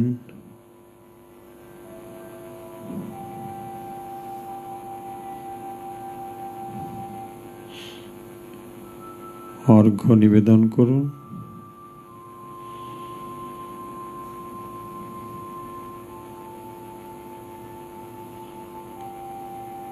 ধূপ ঘুরিয়ে দিন।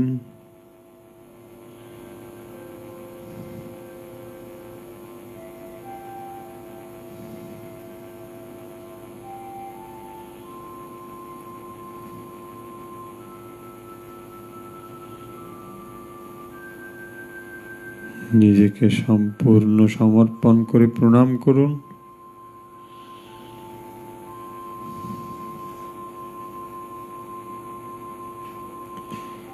সম্পূর্ণ নিবেদন করে দিন নিজেকে। অন্তরের সকল প্রার্থনা, সকল আবেগ ইষ্টপদে সমর্পণ করে দিন।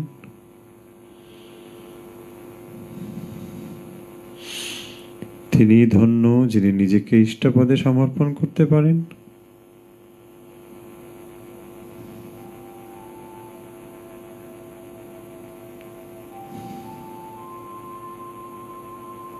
তুমি আমার মাতা, তুমি পিতা, তুমি বন্ধু।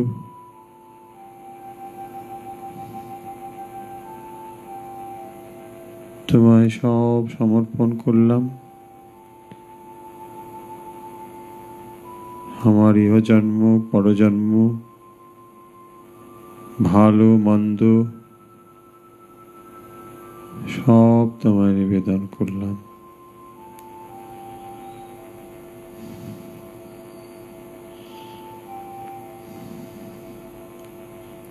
অন্তরের সমস্ত প্রার্থনা ব্যাকুলতা ইষ্টপদে সমর্পণ করে দিন।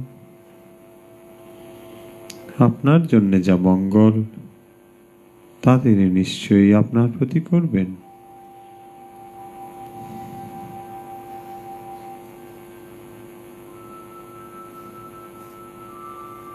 অনুভব করুন ইষ্টমূর্তি আপনার দিকে সকরুণ দৃষ্টিতে তাকিয়ে রয়েছেন। তাঁর সকরুণ কৃপা দৃষ্টি আপনার প্রতি সতত বর্ষিত হচ্ছে। অনুভব করুন।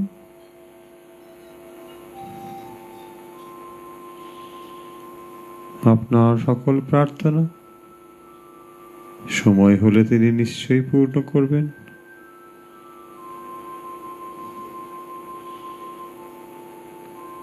আপনার সমস্ত প্রার্থনা, সমস্ত সমর্পণ তিনি গ্রহণ করেছেন।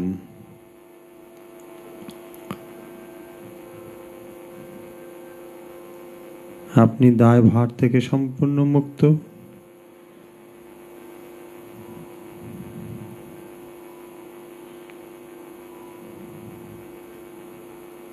আপনার কোনো দুশ্চিন্তা নেই। আপনি আপনার সমস্ত ভার দায়িত্ব অর্পণ করেছেন।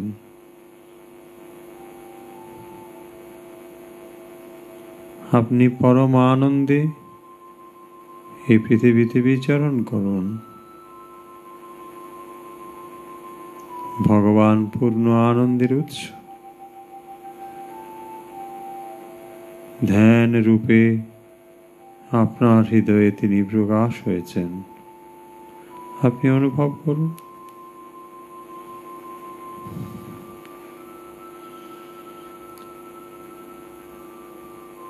এইভাবে ইচ্ছে করলে যত সময় খুশি ধ্যানমগ্ন থাকতে পারেন। যত সময় থাকতে পারেন এইভাবে ধ্যানমগ্ন থাকবেন। আমরা এই অভ্যাস পর্ব শেষ করব 3 বার ওঙ্কার উচ্চারণ করে। দীর্ঘ ওঙ্কার উচ্চারণ করব।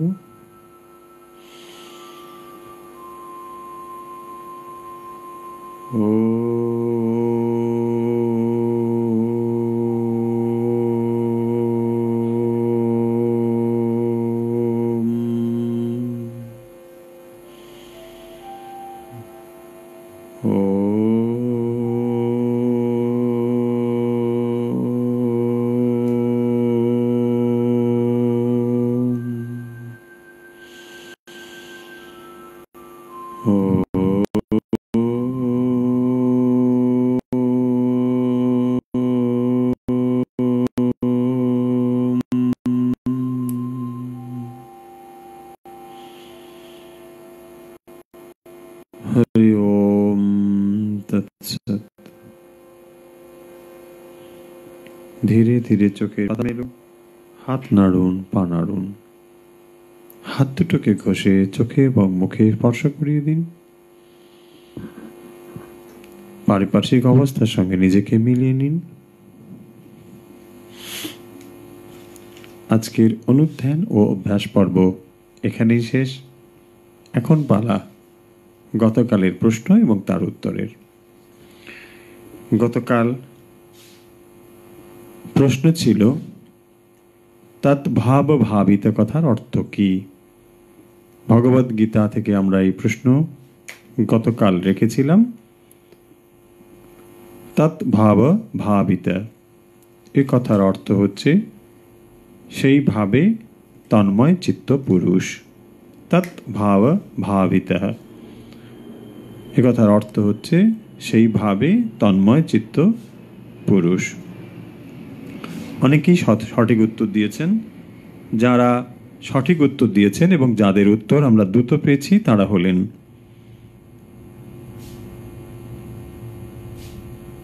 ইরা মণ্ডল বোলপুর, মিঠু চক্রবর্তী দমদম, কাঞ্চন বসাক নিউ দিল্লি, চৈতন্য যশ মেমারি, মিনতি ঘোষ সল্টলেক, সমিতা চক্রবর্তী হাওড়া, বুলা পাল শ্যামনগর, রেণুকা ভট্টাচার্য বাগুইবেটি, সংগীতা দাস শ্রীরামপুর, জলি চৌধুরী নবগ্রাম হুগলি, ইন্দ্রাণী দাস ঝাড়গ্রাম, চৈতালি বর্ধমান, মোহিত পাল শ্যামনগর, প্রবীর রায়চৌধুরী পিকনিক গার্ডেন, রঞ্জন দেব ঢাকা, শুক্লা দে হায়দ্রাবাদ, দেবাশিস চক্রবর্তী টরেন্টো কানাডা, রুমা ব্যানার্জি খড়গপুর, কীর্তিভূষণ গোস্বামী নাগপুর, শিবনাথ কংসবণিক অশোক,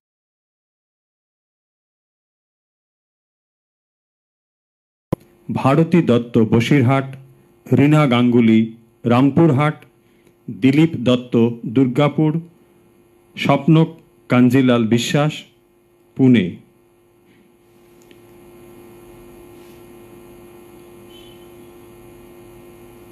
অনিতা পাই চন্দননগর, তন্দ্রা মণ্ডল ত্রিপুরা,